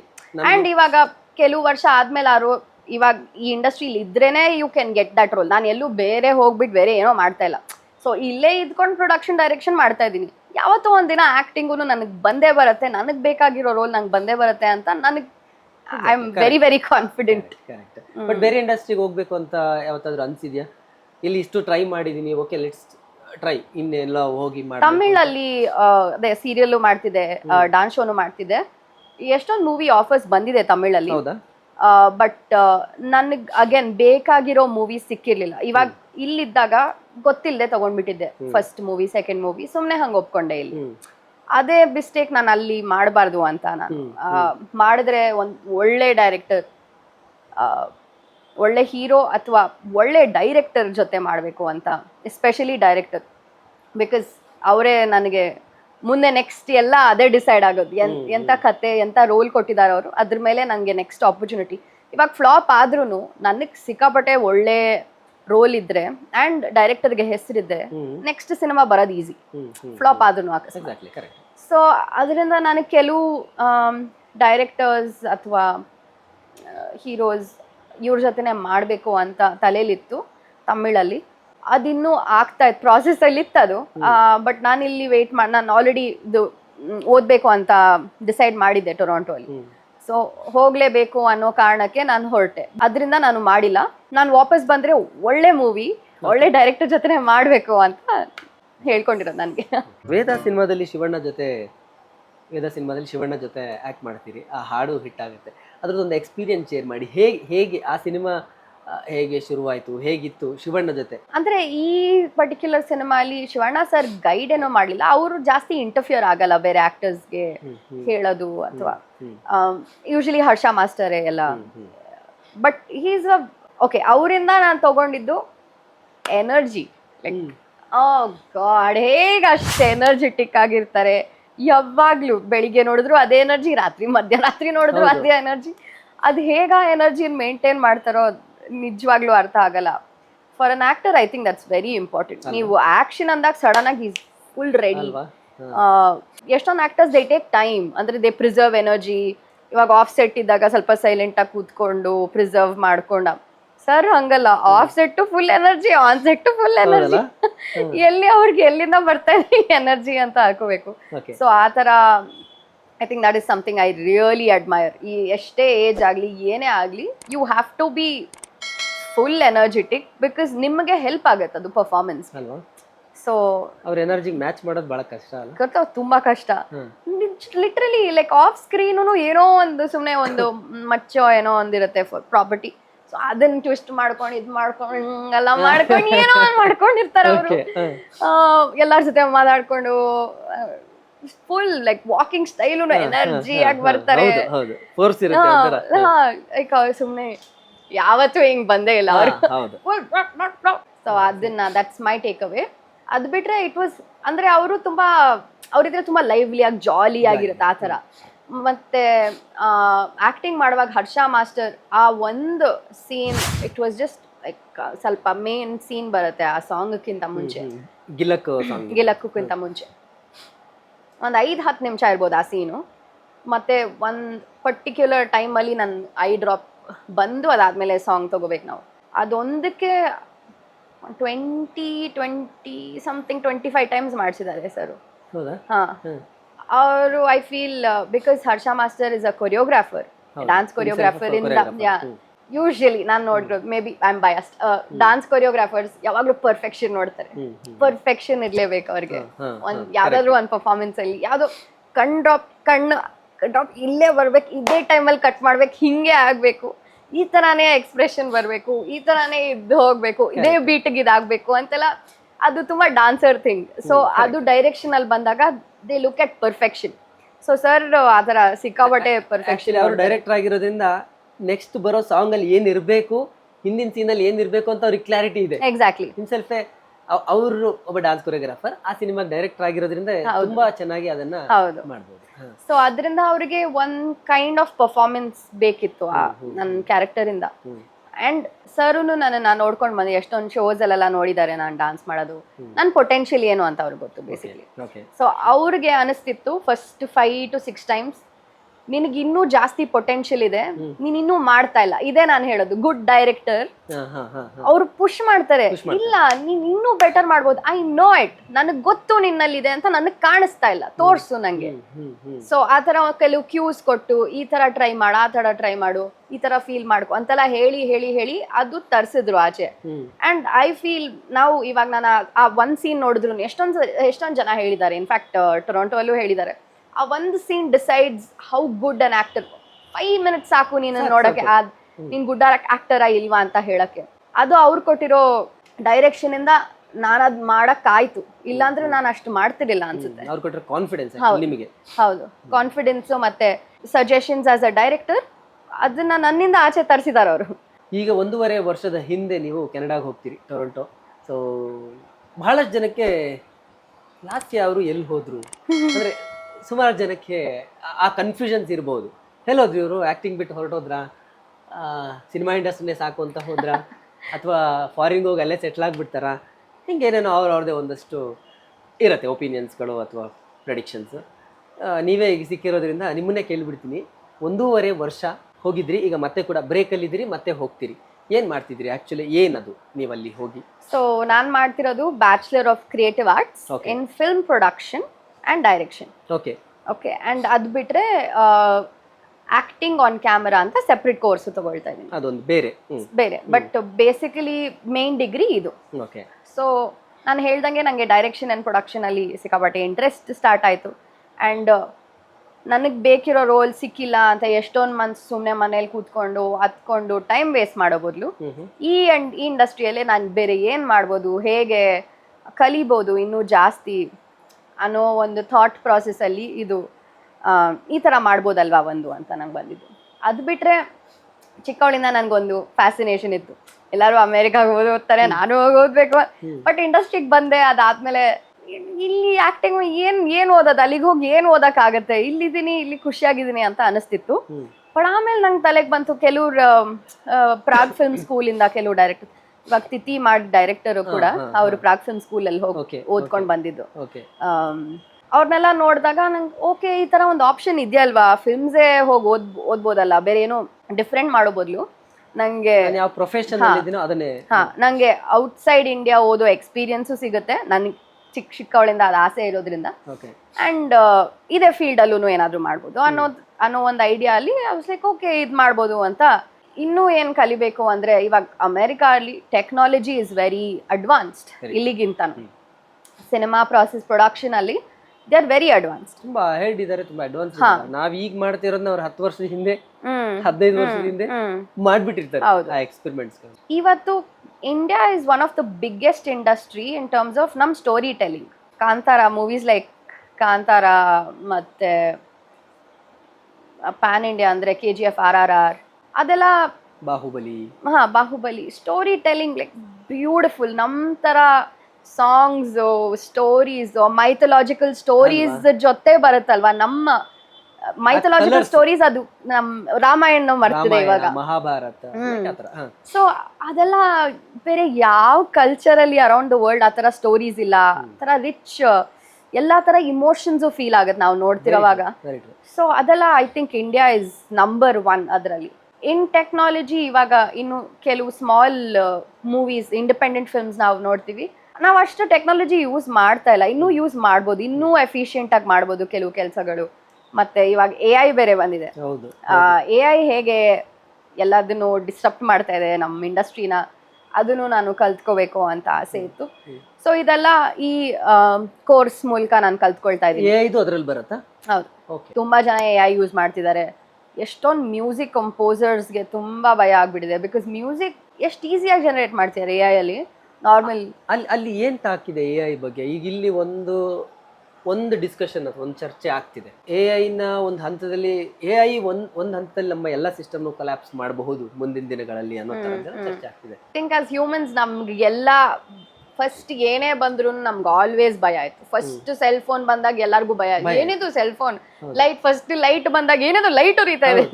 ಫಸ್ಟ್ OTT ಪ್ಲಾಟ್ಫಾರ್ಮ್ ಬಂದಾಗ ಓ ಮೈ ಗಾಡ್ ಥಿಯೇಟರ್ಸ್ ಹೊಟ್ಟೋಗುತ್ತೆ, ನಮ್ಮ ಥಿಯೇಟರ್ಗೆ ಯಾರು ಬರಲ್ಲ ಅನ್ನೋ ಭಯ ಆಯ್ತು. ಸೊ ಫಸ್ಟ್ ಏನೇ ಹೊಸದ್ ಬಂದ್ರು ಐ ಥಿಂಕ್ ಎಲ್ಲರಿಗೂ ವರ್ಲ್ಡ್ ವೈಡ್ ಅದು ಭಯ ಇದ್ದೇ ಇರುತ್ತೆ. ಅಲ್ಲೂ ಈಕ್ವಲಿ ಎಲ್ಲರಿಗೂ ಭಯ ಇದು ಏನ್ ಮಾಡುತ್ತೆ ಅಂತ. ಬಟ್ ಎಷ್ಟೊಂದು ಜನರು ಆಲ್ರೆಡಿ ಯೂಸ್ ಮಾಡ್ತಿದ್ದಾರೆ. ಆಲ್ರೆಡಿ ಇವಾಗ ಅಡ್ವರ್ಟೈಸ್ಮೆಂಟ್ ಇಂಡಸ್ಟ್ರಿಯಲ್ಲಿ ಸಿಕ್ಕಾಬಡೆ ಯೂಸ್ ಮಾಡಕ್ ಸ್ಟಾರ್ಟ್ ಮಾಡಿದ್ದಾರೆ. ಸೊ ಅಡ್ವರ್ಟೈಸಿಂಗ್ ಇಂಡಸ್ಟ್ರಿಯಲ್ಲಿ ಮ್ಯಾನ್ ಪವರೇ ಬೇಕಿಲ್ಲ. ಹೌದು, ಎಲ್ಲ ಎವ್ರಿಥಿಂಗ್ AI ಮೇಲೆ ಮಾಡ್ಬೋದು. ಹೌದು. ಸೊ ರೀಸೆಂಟ್ಲಿ ನನಗೆ ಯಾರೋ ಹೇಳ್ತಿದ್ರು ಕನ್ನಡದವರೇ ಒಂದು ಸಿನಿಮಾನೇ ಮಾಡ್ಬಿಟ್ಟಿದ್ದಾರೆ AI ಇಲ್ಲಿ. ಹೌದು, ನಾವೇನ್ ಡಿಸ್ಕಸ್ ಮಾಡ್ತಿದ್ವಿ ಅಂದ್ರೆ ಅಟ್ಲೀಸ್ಟ್ ಫಾರ್ ಕ್ರಿಯೇಟಿವ್ ಫೀಲ್ಡ್ಸ್ ಇವಾಗ ಮೆಕ್ಯಾನಿಕಲ್ ಜಾಬ್ಸ್ ಇರುತ್ತಲ್ವಾ, ಅಂದ್ರೆ ಫ್ಯಾಕ್ಟ್ರಿಯಲ್ಲಿ ಬಾಕ್ಸ್ ಇದು ತಗೊಂಡು ಬಾಕ್ಸ್ ಹಾಕೋದು, ಇದು ತಗೊಂಡು ಬಾಕ್ಸ್ ಹಾಕೋದು, ಆ ಥರದ್ರಲ್ಲೆಲ್ಲ AI ಬಂದ್ರೆ ರೋಬೋಟಿಕ್ ಮಿಷಿನ್ಸ್ ಅದು ಓಕೆ, ಅದು ನಮ್ಮ ತಲೆ ಉಪಯೋಗಿಸೋದೇನು ಬರೀ ಇವಾಗ ಕಷ್ಟವಾದ ಜಾಬ್, ಇಷ್ಟು ದೊಡ್ಡದು ಹಿಂಗೆ ತೊಗೊಂಡೋಗಿ ಇಲ್ಲಿಡ್ಬೇಕು, ಮಾಡಿ ಮಾಡಿ ಮಾಡಿ ಮಾಡಿ ಆ ಥರ ಬರೀ ಮೆಕ್ಯಾನಿಕಲ್ ಜಾಬ್ಸ್ನ AI ಮಾಡಿದ್ರೆ ಇಟ್ಸ್ ಓಕೆ. ಬಟ್ ಕ್ರಿಯೇಟಿವ್ ಜಾಬ್ಸ್ನ ಮತ್ತೆ ನಾವು ಮಾಡಿದ್ರೆ ಮಾತ್ರ ಅದು ಅಥೆಂಟಿಕ್ ಆಗಿ ನಮ್ದು ಅಂತ ಒಂದು ಮಾರ್ಕ್ ಇರುತ್ತೆ. ಇಲ್ಲ ಅಂದ್ರೆ ಆ ಥರದನ್ನ AI ಮಾಡಕ್ ಬಿಡಬಾರ್ದು ಅನ್ನೋ ಒಂದು ರೂಲ್ಸ್ ಬರಬೇಕು ಅಂತ ಹೇಳ್ತಾ ಇದ್ದಾರೆ. ಇವಾಗ ಮೆಕ್ಯಾನಿಕಲ್ ಜಾಬ್ಸ್ ಹೊರಟೋದ್ರೆ ಬೇರೆಯವ್ರಿಗೆ ಜಾಬ್ಸ್ ಏನು ಕತೆ ಅಂದ್ರೆ ಏನೋ ಒಂದು ಜಾಬ್ ಬಂದೇ ಬರುತ್ತೆ, ದೇ ವಿಲ್ ಸ್ವಿಚ್. ಸೊ ಈ ತರ ಒಂದು ಕ್ರಿಯೇಟಿವ್ ಜಾಬ್ಸ್ ಅಲ್ಲಿ AI ಗೆ ರೆಗ್ಯುಲೇಷನ್ ಬರಬೇಕು. ಈ ತರ ಇವಾಗ ಮ್ಯೂಸಿಕ್ ಕಾಂಪೋಸಿಷನ್ ಆಗಲಿ, ಡ್ಯಾನ್ಸ್ ಕೊರಿಯೋಗ್ರಫಿ, ಆಕ್ಟಿಂಗ್, ಡೈರೆಕ್ಷನ್, ನನ್ನ ಇಂಡಸ್ಟ್ರಿಯಲ್ಲಿ ಮಾತ್ರ ಮಾತಾಡ್ತಿದ್ದೀನಿ, ನಮ್ಮ ಇಂಡಸ್ಟ್ರಿಯಲ್ಲಿ ಅದಕ್ಕೆ ಐ ಥಿಂಕ್ AI ಬಳಸಬಾರ್ದು ಅನ್ನೋ ತರ ಒಂದು ರೆಗ್ಯುಲೇಷನ್ ತರಬೇಕು ಅಂತೆಲ್ಲ ನಮ್ಮ ಇಂಡಸ್ಟ್ರಿಯಲ್ಲಿ ಟಾಕ್ ನಡೀತಿತ್ತು. And I think that is fair. ಹೌದಲ್ವಾ? ಹಾಯ್, ಎಲ್ಲರಿಗೂ ನಮಸ್ಕಾರ. ನಾನು ನಿಮ್ಮ ಲಾಸ್ಯ ನಾಗರಾಜ್. ಡೈಲಿ ಮಾಧ್ಯಮ ಅಂತ ಒಂದು ಯೂಟ್ಯೂಬ್ ಚಾನೆಲ್ ಇದೆ. ಅದರಲ್ಲಿ ಎಲ್ಲ ಥರ ಎಂಟರ್ಟೈನ್ಮೆಂಟ್ ನ್ಯೂಸ್ ನಿಮಗೆ ಸಿಗ್ಬೋದು. ನಾನು ಕ್ಯಾನಡಾಲ್ಲಿ ಕೂತ್ಕೊಂಡು ದಿನ ಒಂದು ಕಳಿಸ್ತಾ ಇರ್ತಾರೆ ಇವರು. ನಾನು ಏನೋ ಇಲ್ಲಿ ಏನು ನಡೀತಿದೆ ಅಂತ ಎಲ್ಲ ನಾನು ಡೈಲಿ ಮಾಧ್ಯಮದಿಂದನೇ ನಾನು ಕ್ಯಾಚಪ್ ಮಾಡಿದ್ದು. ಮತ್ತು ಸೊ ಇವ್ರ ಚಾನೆಲ್ ಎಂಟರ್ಟೈನ್ಮೆಂಟ್ ಪ್ಲಸ್ ಇನ್ಫಾರ್ಮೇಷನ್ ಎರಡು ನಿಮಗೆ ಕೊಡ್ತಾರೆ. And it is all factual and it is really interesting. ಅವರು ಹೇಳೋ ರೀತಿ ತುಂಬ ಇಂಟ್ರೆಸ್ಟಿಂಗ್ ಆಗಿರುತ್ತೆ. ಸೊ ನೋಡಿದ ತಕ್ಷಣ ನೋಡ್ತಾನೆ ಇರಬೇಕು ಅನಿಸುತ್ತೆ. So subscribe, like and share daily Madhyama. Thank you. ನೀನು ಯಾವ ಥರ ಬಟ್ಟೆ ಹಾಕೊಂಡಿದ್ಯಾ, ಹೇಗೆ ಪ್ರೆಸೆಂಟ್ ಮಾಡ್ಕೊಳ್ತಾ ಇದೆಯಾ, ಎಷ್ಟು ಕಾನ್ಫಿಡೆನ್ಸ್, ನೀನು ಹೆಂಗೆ ಇರು, do you have the confidence? ಏನ್ ಮಾಡ್ತೀರಾ ಸುಮ್ಮನೆ ಬ್ಯೂಟಿ ಇದ್ರೆ ಬೇರೆ ಏನು ಇಲ್ಲದೆ ಇದ್ರೆ ಏನು? ಈ ಯಶ್ ಸರ್ ವಿಮೆನ್ ಡೈರೆಕ್ಟರ್ ಒಬ್ಬ ಹೆಂಗಸರ ಜೊತೆ ಆಬ್ವಿಯಸ್ಲಿ ಅದು ನಮಗೂ ಕಾನ್ಫಿಡೆನ್ಸ್ ಕೊಡುತ್ತೆ. V have a better way of conveying. ಯಾರಿಗೆ ಡ್ರೀಮ್ ಇಲ್ಲ? ಫಸ್ಟ್ ಎವರ್ ಹೀರೋ ಈ ಇಂಡಸ್ಟ್ರಿಯಲ್ಲಿ ನನಗೆ ಇಷ್ಟ ಆಗಿದ್ದು ಯಶ್ ಸರ್. ಅದಾದ್ಮೇಲೆ ರಾಜ್ಕುಮಾರ್ ಸರ್ದೆಲ್ಲ ಓಲ್ಡ್ ಸಿನಿಮಾ ನೋಡಿ ನಾನು ಉಲ್ಟಾ ಹೋಗುತ್ತೆ, ಯಂಗಿಂದ ಹಿಂದೆ ಫಸ್ಟ್ ನನಗೆ ಲವ್ ಆಗಿದ್ದು ಯಶ್ ಸರ್. ಅಂಡ್ ಅವಾಗ he was like a chocolate ಬಾಯ್. ನೀವು ಅವಾಗಲೇ ಹೇಳ್ತಿದ್ರಿ ಡೈರೆಕ್ಷನ್ ಬಗ್ಗೆ ಆಸಕ್ತಿ ಇದೆ, ಪ್ರೊಡಕ್ಷನ್ ಬಗ್ಗೆ ಆಸಕ್ತಿ ಇದೆ, ಸಿನಿಮಾಟೋಗ್ರಫಿ ಇದೆ ಅಂತ. ಅಂದರೆ ಡೈರೆಕ್ಷನ್ಗೆ ಏನಾದರೂ ಪ್ರಿಪ್ರೇಷನ್ಸ್ ಆಗಿದೆ, ಏನಾದ್ರು ಸ್ಟೋರಿ ಗೀರಿ ಬರೆಯುವಂಥದ್ದು ಆ ಥರದ್ದು ಏನಾದ್ರು ತಲೆ ಥಾಟ್ ಬಂದಿದೆಯಾ? ಎಸ್, ಇದು ನಾನು ಕೆನಡಾಗೆ ಹೋಗೋಕ್ಕಿಂತ ಮುಂಚೆನೇ ಇದೊಂದು ಸ್ಟೋರಿ ನನ್ನ ತಲೆಗೆ ಬಂದಿತ್ತು. ಸುಮ್ಮನೆ ನನ್ನ ಫ್ರೆಂಡ್ಸು ನಾವು ಮಾತಾಡ್ತಿದ್ವಿ, ಏನೋ ಒಂದು ಐಡಿಯಾ ಬಂತು, ಇದು ಸಿನಿಮಾ ಮಾಡೋದು. ಬಟ್ ಎಷ್ಟೊಂದು ಸತಿ ನಾವು ಆ ಥರ ಐಡಿಯಾಸ್ ಬರುತ್ತೆ, ಮಾತಾಡ್ತೀವಿ, ಬಿಟ್ಬಿಡ್ತೀವಿ. ಕರೆಕ್ಟ್. ಇದೊಂದು ಸತಿ ನಾನು ಈ ಐಡಿಯಾ ಸಕ್ಕದಾಗಿದೆ, ಲೆಟ್ ಮೀ ಡೆವಲಪ್ ಅಂತ ಸುಮ್ಮನೆ ಹಂಗೆ ಕತೆ ಬರ್ದೆ, ನಾವೆಲ್ ಥರ. ಅಂದರೆ ರ್ಯಾಂಡಮ್, ಅದು ಸ್ಟೋರಿ ಟೆಲ್ಲಿಂಗ್ ಫಾರ್ ಸಿನಿಮಾ ಅನ್ನೋದೇ ಒಂದು ಬೇರೆ ಥರ, ಸ್ಕ್ರೀನ್ ಪ್ಲೇ ಫಾರ್ ಸಿನಿಮಾ ಅನ್ನೋದೇ ಒಂದು ಸ್ಟ್ರಕ್ಚರ್ ಇರುತ್ತೆ. ಅದಕ್ಕೆ ನಾನು ಅದೆಲ್ಲ ಫಾಲೋ ಮಾಡಿಲ್ಲ, ಸುಮ್ಮನೆ ಒಂದು ಕತೆ ಥರ ಬರೆದೆ. After that I started understanding ಹೆಂಗೆ ಸ್ಕ್ರಿಪ್ಟ್ ಅಂದರೆ ಹೆಂಗೆ ಸ್ಕ್ರೀನ್ ಪ್ಲೇ ಏನಿರಬೇಕು, what elements has to go into it, ಯಾವ ಥರ ಮಾಡಿದ್ರೆ ಇಂಟ್ರೆಸ್ಟಿಂಗ್ ಆಗಿರುತ್ತೆ, ಎಲ್ಲಿ ಇಂಟ್ರೆಸ್ಟಿಂಗ್ ಮೊಮೆಂಟ್ ಎಲ್ಲಿ ಯಾವ ಮಿನಿಟಲ್ಲಿ ತರಿಸ್ಬೇಕು ಆ ಥರ ಎಲ್ಲ ಒಂದು ತುಂಬ ಡೀಟೇಲ್ ಆಗಿರುತ್ತೆ ಸ್ಕ್ರಿಪ್ಟಲ್ಲಿ. ಸೊ ಇನ್ಸೈಟಿಂಗ್ ಇನ್ಸಿಡೆಂಟ್ ಅಂತಾರೆ, ಅದು ಯಾವ ಮಿನಿಟಲ್ಲಿ ಬಂದರೆ ಆಡಿಯನ್ಸ್ನ ಕ್ಯಾಪ್ಚರ್ ಮಾಡುತ್ತೆ, ಅದೆಲ್ಲ ನಂಗೆ ಗೊತ್ತಿರಲಿಲ್ಲ ಇನಿಷಿಯಲಿ. ಇವಾಗ ಅಲ್ಲಿರೋದ್ರಿಂದ ಇನ್ಫ್ಯಾಕ್ಟ್ ನಂಗೆ ಆ ಮಲ್ಟಿ ಕಲ್ಚರಲ್ ವರ್ಲ್ಡ್ ಅಲ್ಲಿರೋದ್ರಿಂದ ನನ್ನ ಎಕ್ಸ್ಪೀರಿಯನ್ಸಸ್, ನನ್ನ ಇಂಟರಾಕ್ಷನ್ಸ್ ಜೊತೆ ನನ್ನ ಕ್ರಿಯೇಟಿವಿಟಿ ಬೆಳೀತಾ ಇದೆ. ನಾನು ಇಷ್ಟು ಕ್ರಿಯೇಟಿವ್ ಇಲ್ಲಿ ಒಂಥರ ಒಂದೇ ಕಡೆ ಕಚ್ಕೊಂಡ್ಬಿಟ್ಟಿದ್ದೆ, ಅಯ್ಯೋ ನಂಗೆ ಏನೂ ಸಿಗ್ತಾ ಇಲ್ಲ, ನಾನು ಏನು ಮಾಡಲಿ ಅನ್ನೋ ಥರ ಇತ್ತು ನನಗೆ. ಇವಾಗ ಅಲ್ಲಿ ಹೋದ್ಮೇಲೆ ಇನ್ನೂ ಇಷ್ಟೊಂದಿದೆ ಕಲ್ತ್ಕೊಳಕ್ಕೆ, ಇದು ಮಾಡ್ಬೋದು ಅದು ಮಾಡ್ಬೋದು. Life is so big and ಎಷ್ಟು ಇದರಲ್ಲೇ ನಾನು ಕ್ರಿಯೇಟಿವ್ ಝೋನಲ್ಲೇ ಎಷ್ಟು ಮಾಡ್ಬೋದು ಅಂತ ನಂಗೆ ಅರ್ಥ ಆಯ್ತು. ಆ್ಯಂಡ್ ಇವಾಗ ನಂಗೆ ಟೈಮು ಸಿಕ್ಕಿದೆ ಈ ಸ್ಕ್ರಿಪ್ಟ್ನ ಡೆವಲಪ್ ಮಾಡೋಕ್ಕೆ. ಇಲ್ಲಿದ್ರೆ ಏನೋ ಒಂದು ಶೋ ಮಾಡ್ತಿರ್ತೀನಿ, ಅದು ಇದು ಒಂಥರ ರೂಟೀನಾಗಿ ಹೊರಟೋಗುತ್ತೆ. ಅದು ಕ್ರಿಯೇಟಿವ್ ಝೋನಲ್ಲಿ ಅಷ್ಟು ಹೋಗಕ್ಕೆ ಆಗ್ತಿತ್ತೋ ಇಲ್ವೋ ನನಗೆ ಗೊತ್ತಿಲ್ಲ. ಸೊ ಇವಾಗ ಬಿಕಾಸ್ ನಂಗೆ ಅಷ್ಟು ಸ್ವಲ್ಪ ಫ್ರೀ ಟೈಮು ಸಿಗುತ್ತೆ, ಕಾಲೇಜ್ ವರ್ಕ್ ಆ್ಯಂಡ್ ಮಧ್ಯದಲ್ಲಿ ಎಲ್ಲೋ ಫ್ರೀ ಟೈಮ್ ಸಿಗುತ್ತೆ. ಸೊ ಆ ಟೈಮಲ್ಲಿ I wanted to write the script and ಅದು ನಮ್ಮ ಇಂಡಿಯನ್ ಲೈಕ್ ನಮ್ಮ ಒಂದು ಹಳ್ಳಿಯಲ್ಲಿ ಮಾಡುವಂಥ ಒಂದು ಸ್ಕ್ರಿಪ್ಟ್, ಹಳ್ಳಿಯಲ್ಲಿ ನಡೆಯುವಂಥ ಕತೆ. ಸೊ ಆ ಸ್ಕ್ರಿಪ್ಟ್ ಒಂದು ಸ್ಟೇಜಲ್ಲಿದೆ, ಕೆಲವ್ರ ಜೊತೆ ಡಿಸ್ಕಸ್ ಮಾಡಿದ್ದೀನಿ ಇಲ್ಲ ಆಲ್ರೆಡಿ. ನನ್ನ ಫ್ರೆಂಡ್ಸು ಡೈರೆಕ್ಟರ್ಸ್ ನಮ್ಮ ಇಂಡಸ್ಟ್ರಿಯಲ್ಲಿ, ಅವ್ರಿಗೂ ಸಿಕ್ಕಾಪಟ್ಟೆ ಇಷ್ಟ ಆಗಿದೆ. It's a very coming of age drama ಅಂತಾರೆ, ಅಂದರೆ ಈ ಜನರೇಷನಲ್ಲಿ ನಡೆಯೋ ಒಂದು ಕತೆ. ಅಂದ್ರೆ ನಮ್ಮ ಪೇರೆಂಟ್ಸ್ ನಮ್ಮ ಗ್ರ್ಯಾಂಡ್ ಪೇರೆಂಟ್ಸ್ ಎಷ್ಟು ರಿಲೇಟ್ ಮಾಡ್ಕೊಳ್ತಾರೆ ನನಗೆ ಗೊತ್ತಿಲ್ಲ. ನಮ್ ಜನರೇಷನ್ ನಾವೇನ್ ನೋಡ್ತೀವಿ ಇವಾಗ ಆಕ್ಚುಲಿ ಸಿನಿಮಾ ನೋಡ್ತಿರೋ ವರ್ಗ ಬಹಳ ದೊಡ್ಡ ವರ್ಗ ಇರೋದೇ ಅಂದ್ರೆ ಯಂಗರ್ ಜನರೇಷನ್. ಇವತ್ತಿನ ಯಂಗರ್ ಜನರೇಷನ್ ಹೆಚ್ಚು ಸಿನಿಮಾ ನೋಡ್ತಿರೋದು. ಈ OTT ಈ ತರದ್ದೆಲ್ಲ ಅವ್ರಿಗೆ ರಿಲೇಟ್ ಆಗ್ತಾ ಇರೋದು. ತುಂಬಾ ಏಜ್ ಆದವರೆಲ್ಲ ಮನೆ ಟಿವಿ ನೋಡ್ತಿದ್ದಾರೆ, ಅವ್ರಿನ್ನೂ ಇದಕ್ಕಷ್ಟಾಗಿ ಬರ್ತಿಲ್ಲ, ಸಿನಿಮಾ ಇದಕ್ಕೆ ಓಪನ್ ಅಪ್ ಆಗ್ತಿಲ್ಲ ಅವ್ರ ಹಳೆ ಇದ್ರವ್ರು. ನೀವ್ ಹೇಳ್ದಂಗೆ ಇವಾಗ ಮಲಯಾಳಮಲ್ಲೂ ಎಷ್ಟೊಂದು ಸ್ಟೋರೀಸ್, ಎಷ್ಟು ಅವ್ರ ಯಂಗರ್ ಜನರೇಷನ್ ತುಂಬಾ ಸಖತ್ ಸ್ಟೋರೀಸ್, ಅಯ್ಯೋ ವೆರಿ ಫ್ಯೂಚರಿಸ್ಟಿಕ್ ಸ್ಟೋರೀಸು ಮಾಡ್ತಾ ಇದ್ದಾರೆ ಅವರು.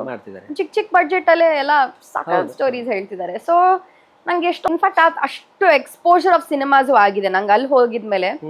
ಎಷ್ಟೊಂದು Irani films, French films, African films, Chinese films, Japanese films ಎಲ್ಲ ಥರ ನೋಡ್ತಾ ಇದ್ದೀನಿ ಇವಾಗ. ಸೊ ನನಗೆ I feel I am only growing, understanding more cinema ಯಾವ ಥರ, ಏನು ಯಾವ ಕಂಟ್ರಿಯಲ್ಲಿ ಯಾವ ಥರ, ನಮ್ಮ ಕಂಟ್ರಿಯಲ್ಲೇ ಬೇರೆ ಬೇರೆ ರೀಜನ್ಸಲ್ಲಿ ಯಾವ ಥರ ಇರುತ್ತೆ, ಅದನ್ನೆಲ್ಲ ಒಂಥರ ಸ್ಟಡಿ ಥರ ಆಗ್ತಾ ಇದೆ ನನಗೆ ಮೈಂಡಲ್ಲಿ. ಆಟೋಮ್ಯಾಟಿಕ್ ಆಗಿ ಐ ಆಮ್ ಸ್ಟಡಿಂಗ್. ಸೊ ಈ ಸ್ಕ್ರಿಪ್ಟ್ ಎಲ್ಲಿ ಪ್ಲೇಸ್ ಮಾಡ್ಬೋದು ಅಂತಲೂ ನನಗೆ ಐಡಿಯಾ ಸಿಗ್ತಾ ಇದೆ ಇವಾಗ ಆ placement of your product is very important. ಇವಾಗ ನಾವು ಬಿಸ್ನೆಸ್ ಟರ್ಮ್ಸಲ್ಲಿ ನೋಡಿದ್ರೆ ನಮ್ದೊಂದು ಪ್ರಾಡಕ್ಟ್ ನಾವು ಅದು ನಮ್ಮ ಸೂಪರ್ ಮಾರ್ಕೆಟಲ್ಲಿ ಇಡಬೇಕಾ, ಒಂದು ಚಿಕ್ಕ ಸ್ಟೋರಲ್ಲಿ ಇಡಬೇಕಾ, ಅದು ನಾವು ಅರ್ಥ ಮಾಡ್ಕೊಂಡ್ರೆ ಇಟ್ ವಿಲ್ ಸೆಲ್ ವೆಲ್. ಎಷ್ಟೊಂದು ಸತಿ ನಾವು ಅದನ್ನ ಅರ್ಥ ಮಾಡ್ಕೊಳ್ದೆ ಸುಮ್ಮನೆ ದುಡ್ಡು ಮಾಡುತ್ತೆ ಅಂತ ರಿಲೀಸ್ ಮಾಡ್ತೀವಿ, ಮಾಡಲ್ಲ, ನಾವು ಬೇಜಾರು ಮಾಡ್ಕೊಳ್ತೀವಿ. ಸೊ ಐ ಥಿಂಕ್ ಅದು ಫಸ್ಟ್ ಆಫ್ ಆಲ್ ನನ್ನ ಸ್ಕ್ರಿಪ್ಟ್ ಎಲ್ಲಿ ಫಿಟ್ ಆಗುತ್ತೆ, ಯಾರಿಗೆ ಟಾರ್ಗೆಟ್ ಆಗ್ತಾ ಇದೆ, ಎಲ್ಲಿ ಹೋದರೆ ಅದು ಚೆನ್ನಾಗಾಗುತ್ತೆ, ನನಗೆ ನೇಮ್ ಬರುತ್ತೆ, ಅದು ನನಗೆ ಅರ್ಥ ಆಗ್ತಾ ಇದೆ ಇವಾಗ ಈ ಥರ ಎಕ್ಸ್ಪೋಜರ್ ಇರೋದ್ರಿಂದ. ಸೊ ನಾನು ಹೇಳ್ದಂಗೆ because it's coming of age, it's very targeted for the young people and festival films ಕ್ಯಾಟಗರಿಯಲ್ಲಿ ಬೀಳುತ್ತಿದ್ದು. ಫಸ್ಟ್ ಆಫ್ ಆಲ್ ನಂಗೆ ಫಸ್ಟ್ ಫೆಸ್ಟಿವಲ್ಸ್ ಕಳಿಸ್ಬೇಕು ಅಂತ ತುಂಬ ಆಸೆ. ಅಷ್ಟು ಫೆಸ್ಟಿವಲ್ ಫಿಲ್ಮ್ಸ್ ನೋಡಿದ್ದೀನಿ. ಬೆಂಗಳೂರು ಫಿಲ್ಮ್ ಫೆಸ್ಟಿವಲ್ ಅಲ್ಲೂ ನಾನು 2-3 ವರ್ಷ ಇಲ್ಲಿ ಕಂಟಿನ್ಯೂಸ್ ಆಗಿ ಹೋಗ್ತಿದ್ದೆ, ಅಲ್ಲಿ ನೋಡಿದ್ದು ಯಾವ ಥರ ಫಿಲ್ಮ್ಸ್ ಅಂತ.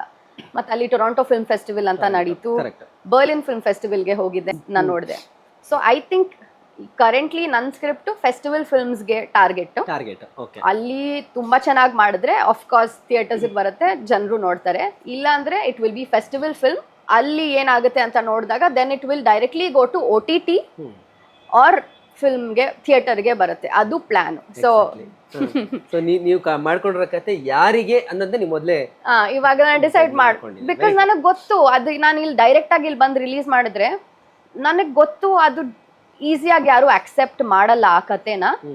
ತುಂಬಾ because it's a very forward story ಅಂತ ಹೇಳ್ತಿದ್ದೀನಲ್ವಾ, ಅದು ಎಷ್ಟು ಜನರಿಗೆ ಮುಟ್ಟತ್ತೆ ಇಲ್ಲ ನನಗೆ ಗೊತ್ತಿಲ್ಲ. But definitely for the making, for the creative style ನಾನು ಅಪ್ರೋಚ್ ಮಾಡ್ತಿರೋದ್ರಿಂದ ಫೆಸ್ಟಿವಲ್ ಡೆಫಿನೆಟ್ಲಿ ದಟ್ಸ್ ಟಾರ್ಗೆಟ್. ಅಲ್ಲಿ ಚೆನ್ನಾಗಿ ಮಾಡಿದ್ರೆ ಆಫ್ ಕೋರ್ಸ್ ಜನರು ನೋಡ್ತಾರೆ, ಓ ಆ ಫೆಸ್ಟಿವಲ್ ಹಿಂಗ್ ಆಗಿತ್ತಂತೆ ಹಂಗಾಯ್ತಂತೆ ಅಂತ ಟಾಕ್ ಬಂದೇ ಬರುತ್ತೆ. ಕರೆಕ್ಟ್. ಸೊ ಆ ರೂಟ್ ತಗೊಳ್ಳೋಣ ಅಂತ ನನ್ನ ಪ್ಲಾನ್.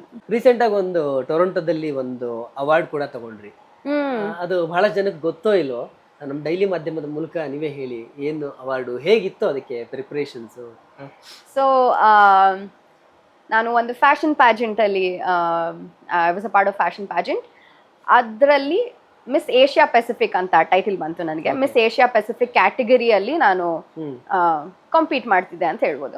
ಅಂದ್ರೆ ಬೇರೆ ಬೇರೆ ಕಂಟ್ರೀಸ್ ಇಂದ ಬಂದಿದ್ರು, ಅಗೇನ್ ತುಂಬಾ ಕಂಟ್ರೀಸ್ ಇಂದ ಬಂದಿದ್ರು. ಇದು ಇವಾಗ ವರ್ಲ್ಡ್ ಪ್ಯಾಜೆಂಟ್ಸ್ ಇರುತ್ತಲ್ವಾ, Miss India, Miss World, Miss Universe, ಆತರ. ಅದರಲ್ಲಿ second category of pageant. So ಇಲ್ಲಿ ವಿನ್ ಆದವರು you can go ahead to become Miss World, Miss Universe, ಆತರ. ಅಂದ್ರೆ ಅವ್ರಿಗೂ ಹೌದು ಇದೆಲ್ಲ ಗೊತ್ತಿರಲ್ಲ. ಹೌದು. ಸೊ ಅವ್ರಿಗೂ ಈ ತರ ಎಷ್ಟೊಂದು ಪ್ಯಾಜೆಂಟ್ಸ್ ವಿನ್ ಆದ್ಮೇಲೆ they will be eligible to go to the higher pageant. ಆತರ ಇದೆಲ್ಲ ಒಂದ್ ಚಿಕ್ಕ ಸಿನಿಮಾ, ಅದು ದೊಡ್ಡ ಸಿನಿಮಾ, ಆತರ. ಸೊ ಚಿಕ್ಕ ಸಿನಿಮಾ ವಿನ್ ಆದ್ರೆ ನೀವು ದೊಡ್ಡ ಸಿನಿಮಾ ಈಸಿ ಎಂಟ್ರಿ, ಆತರ ಲೆಕ್ಕ ಅದು. ಸೊ ಸೊ ಇದ್ರಲ್ಲಿ ನಾನು ವಿನ್ ಆದೆ, ಮಿಸ್ ಏಷ್ಯಾ ಪೆಸಿಫಿಕ್ ಅಂತ ಟೈಟಲ್. ಸೊ ಮುಂಚೆ ಪ್ಯಾಜೆಂಟ್ಸ್ ಅಂದ್ರೆ ಗರ್ಲ್ಸ್ ಹ್ಯಾಡ್ ಟು ಬಿ 6, ಈ ಥರನೇ ಬಾಡಿ ಟೈಪ್ ಇರಬೇಕು, ಇಷ್ಟು ಫೇರ್ ಇರಬೇಕು. ಟುಡೇ ಅದೆಲ್ಲ ಸ್ಲೋ ಆಗಿ ಹೋಗ್ತಾ ಇದೆ, ಇನ್ನೂ ಇದೆ, ಬಟ್ ಕೆಲವರು ಪ್ಯಾಜೆಂಟ್ಸ್ ಅಲ್ಲಿ ಸ್ಟಾರ್ಟ್ ಮಾಡಿದ್ದಾರೆ ಈಗ. They don't want to see how structure ಹೆಂಗಿದೆ ಅಥವಾ ಎಷ್ಟು ಬೆಳ್ಳಕ್ಕಿದ್ದೀರಾ, ಅದೆಲ್ಲ ಸ್ವಲ್ಪ ಹೋಗ್ತಾ ಇದೆ. How you present yourself, ನೀನ್ ಯಾವ ತರ ಬಟ್ಟೆ ಹಾಕೊಂಡಿದ್ಯಾ, ಹೇಗ್ ಪ್ರೆಸೆಂಟ್ ಮಾಡ್ಕೊಳ್ತಾ ಇದೆಯಾ, ಎಷ್ಟು ಕಾನ್ಫಿಡೆನ್ಸ್, ನೀನ್ ಹೆಂಗೆ ಇರು, do you have the confidence ನೀಟಾಗಿ, ಡಿಗ್ನಿಫೈಡ್ ಆಗಿ, ಬ್ಯೂಟಿಫುಲ್ ಆಗಿ ನಿನ್ನನ್ನ ನೀನು ಪ್ರೆಸೆಂಟ್ ಮಾಡ್ಕೊಳಕ್ ಆಗತ್ತಾ ಅನ್ನೋದು. And intelligence also. ಇವಾಗ ನಮ್ಗೆ ಬೇರೆ ಕ್ವೆಶ್ಚನ್ ಲೈಕ್ ವರ್ಲ್ಡ್ ಅಲ್ಲಿ ಏನ್ ನಡೀತಾ ಇದೆ, basic awareness, basic intelligence.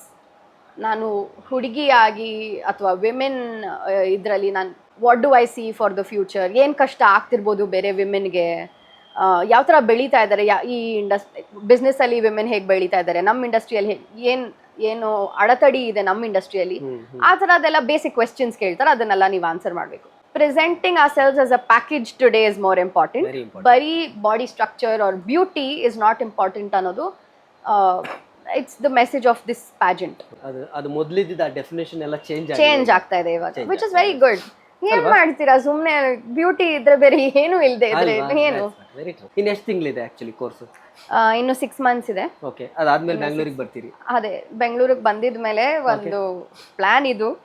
Bengaluru ಬಂದಿದ್ಮೇಲೆ ಒಂದು ಹಳ್ಳಿಯಲ್ಲಿ ಹೋಗಿ ಕೂತ್ಕೊಂಡು ಆ ಸ್ಕ್ರಿಪ್ಟ್ ನ ಫಿನಿಶ್ ಮಾಡ್ಬೇಕು ಅಂತ ಅದೇ ಕೆಲಸ. ಬಿಕಾಸ್ ನಾನು ಇಲ್ಲಿ ಕೂತ್ಕೊಂಡು ಹಳ್ಳಿಯವ್ರ ಕತೆ ಬರೀತೀನಿ ಅಂದ್ರೆ I feel it's not fair. ನಾವ್ ಅಲ್ಲಿ ಇದ್ಕೊಂಡು ಅವ್ರ ಜೊತೆ ಇಂಟರಾಕ್ಟ್ ಮಾಡ್ಕೊಂಡು ಮಾತಾಡ್ಕೊಂಡು ಅವ್ರ ಜೀವನ ಹೇಗೆ ಅದನ್ನ ಅರ್ಥ ಮಾಡ್ಕೊಂಡು, ನಾನು ಯಾವತ್ತೂ ಹಳ್ಳಿಯಲ್ಲಿ ಬೆಳೆದಿಲ್ಲ. ಸೊ ನನಗಿದು ತುಂಬಾ ಇಂಪಾರ್ಟೆಂಟ್, ಅದು ಮಾಡೋದು ತುಂಬಾ ಅಟ್ಲೀಸ್ಟ್ ನಾನು ಚಿಕ್ಕವಳಿಂದ ಹಳ್ಳಿಯಲ್ಲಿ ಬೆಳ್ಕೊಂಡು ಬಂದು ಇಲ್ಲಿ ಆಮೇಲೆ ಸಿಟಿಗೆ ಬಂದು ನಂಗೆ ಗೊತ್ತಿರೋದು ಜೀವನ ಹೇಗೆ ಅಂತ. ಬಟ್ ಇಲ್ಲಿ ನಾನು ಒಂದು ಪ್ರಿವಿಲೇಜ್ ಅಲ್ಲಿ ಕೂತ್ಕೊಂಡು ಹಳ್ಳಿಯವ್ರ ಕತೆ ಬರೀ I feel like it's very not fair. So ನಾನು ಹೋಗಿ ಅಲ್ಲೇ ಇದ್ಬಿಟ್ಟು 1-2-3 months, ಗೊತ್ತಿಲ್ಲ ಎಷ್ಟು ದಿನ ಆಗತ್ತೋ ಅಷ್ಟು ದಿನ, ನನ್ನ ಸ್ಕ್ರಿಪ್ಟ್ ಮೇಲೆ ಡಿಪೆಂಡ್ ಆಗುತ್ತೆ. ಸೊ ಅವ್ರ ಜೊತೆ ಇಂಟ್ರಾಕ್ಟ್ ಮಾಡ್ಕೊಂಡು ಕೆಲವು ಪ್ರಶ್ನೆಗಳು ಅವ್ರನ್ನೂ ಕೇಳ್ಕೊಂಡು ಯಾವುದು ನನ್ನ ಇಂಟರ್ಪ್ರಿಟೇಷನ್ ಕರೆಕ್ಟಾ, ಅವ್ರು ಹೇಳ್ತಿರೋದು ಅರ್ಥ ಮಾಡ್ಕೊಂಡು I want to finish the script. So next year shoot ಮಾಡಬೇಕು ಅಂತ ಆಸೆ. ಆಲ್ರೆಡಿ ಪ್ಲಾನ್ ಇದೆ 2026 ಗೆ. ಪಕ್ಕಾ next year we have to shoot, ಅದು ನನ್ನ ಟಾರ್ಗೆಟ್. ಲಾಸ್ಯ ಅವರು ಎಲ್ಲಿ ಹೋಗಿದ್ರು, ಏನ್ ಮಾಡ್ತಿದ್ರು, ಇದ್ರ ಬಗ್ಗೆ ಎಲ್ರಿಗೂ ಗೊಂದಲಗಳಿತ್ತು. ಅವರು ಸಿನಿಮಾ ಇಂಡಸ್ಟ್ರಿನೇ ಬಿಟ್ಟು ಹೋಗಿದ್ರು ಅಂತ ಅನ್ಕೋಬೇಡಿ. ಸಿನಿಮಾ ಇಂಡಸ್ಟ್ರಿಲಿ ಮತ್ತೆ ನೆಕ್ಸ್ಟ್ ಲೆವೆಲ್ಗೆ ಏನೋ ಒಂದು ಮಾಡ್ಲಿಕ್ಕೋಸ್ಕರ ಅವರು ಕೆನಡಾಗೆ ಹೋಗಿದ್ದು, ಟೊರೊಂಟೊದಲ್ಲಿ. ಅವ್ರು ಅದ್ರ ಬಗ್ಗೆ ಬ್ರೀಫ್ ಮಾಡಿದ್ರು, ನಿಮಗೆ ಉತ್ತರ ಸಿಕ್ಕಿರುತ್ತೆ. ಸೊ 2026ಗೆ ಅವರು ಡೈರೆಕ್ಟರ್ ಆಗಿ ನಮಗೆ ನಮ್ಮ ಸ್ಯಾಂಡಲ್ವುಡ್ ಅಲ್ಲಿ ಡೈರೆಕ್ಟರ್ ಆಗಿ ಕಾಣಿಸ್ಕೊಳ್ತಾರೆ. ವಿಮೆನ್ ಡೈರೆಕ್ಟರ್ಸ್ ಬಹಳ ಕಡಿಮೆ ಬಂದಿದ್ದಾರೆ, ಅಲ್ಲಲ್ಲಿ ಬಂದಿದ್ದಾರೆ. ಅವರು ಅಷ್ಟು ದೊಡ್ಡ ಮಟ್ಟದಲ್ಲಿ ಮಾರ್ಕ್ ಮಾಡ್ಲಿಲ್ಲ.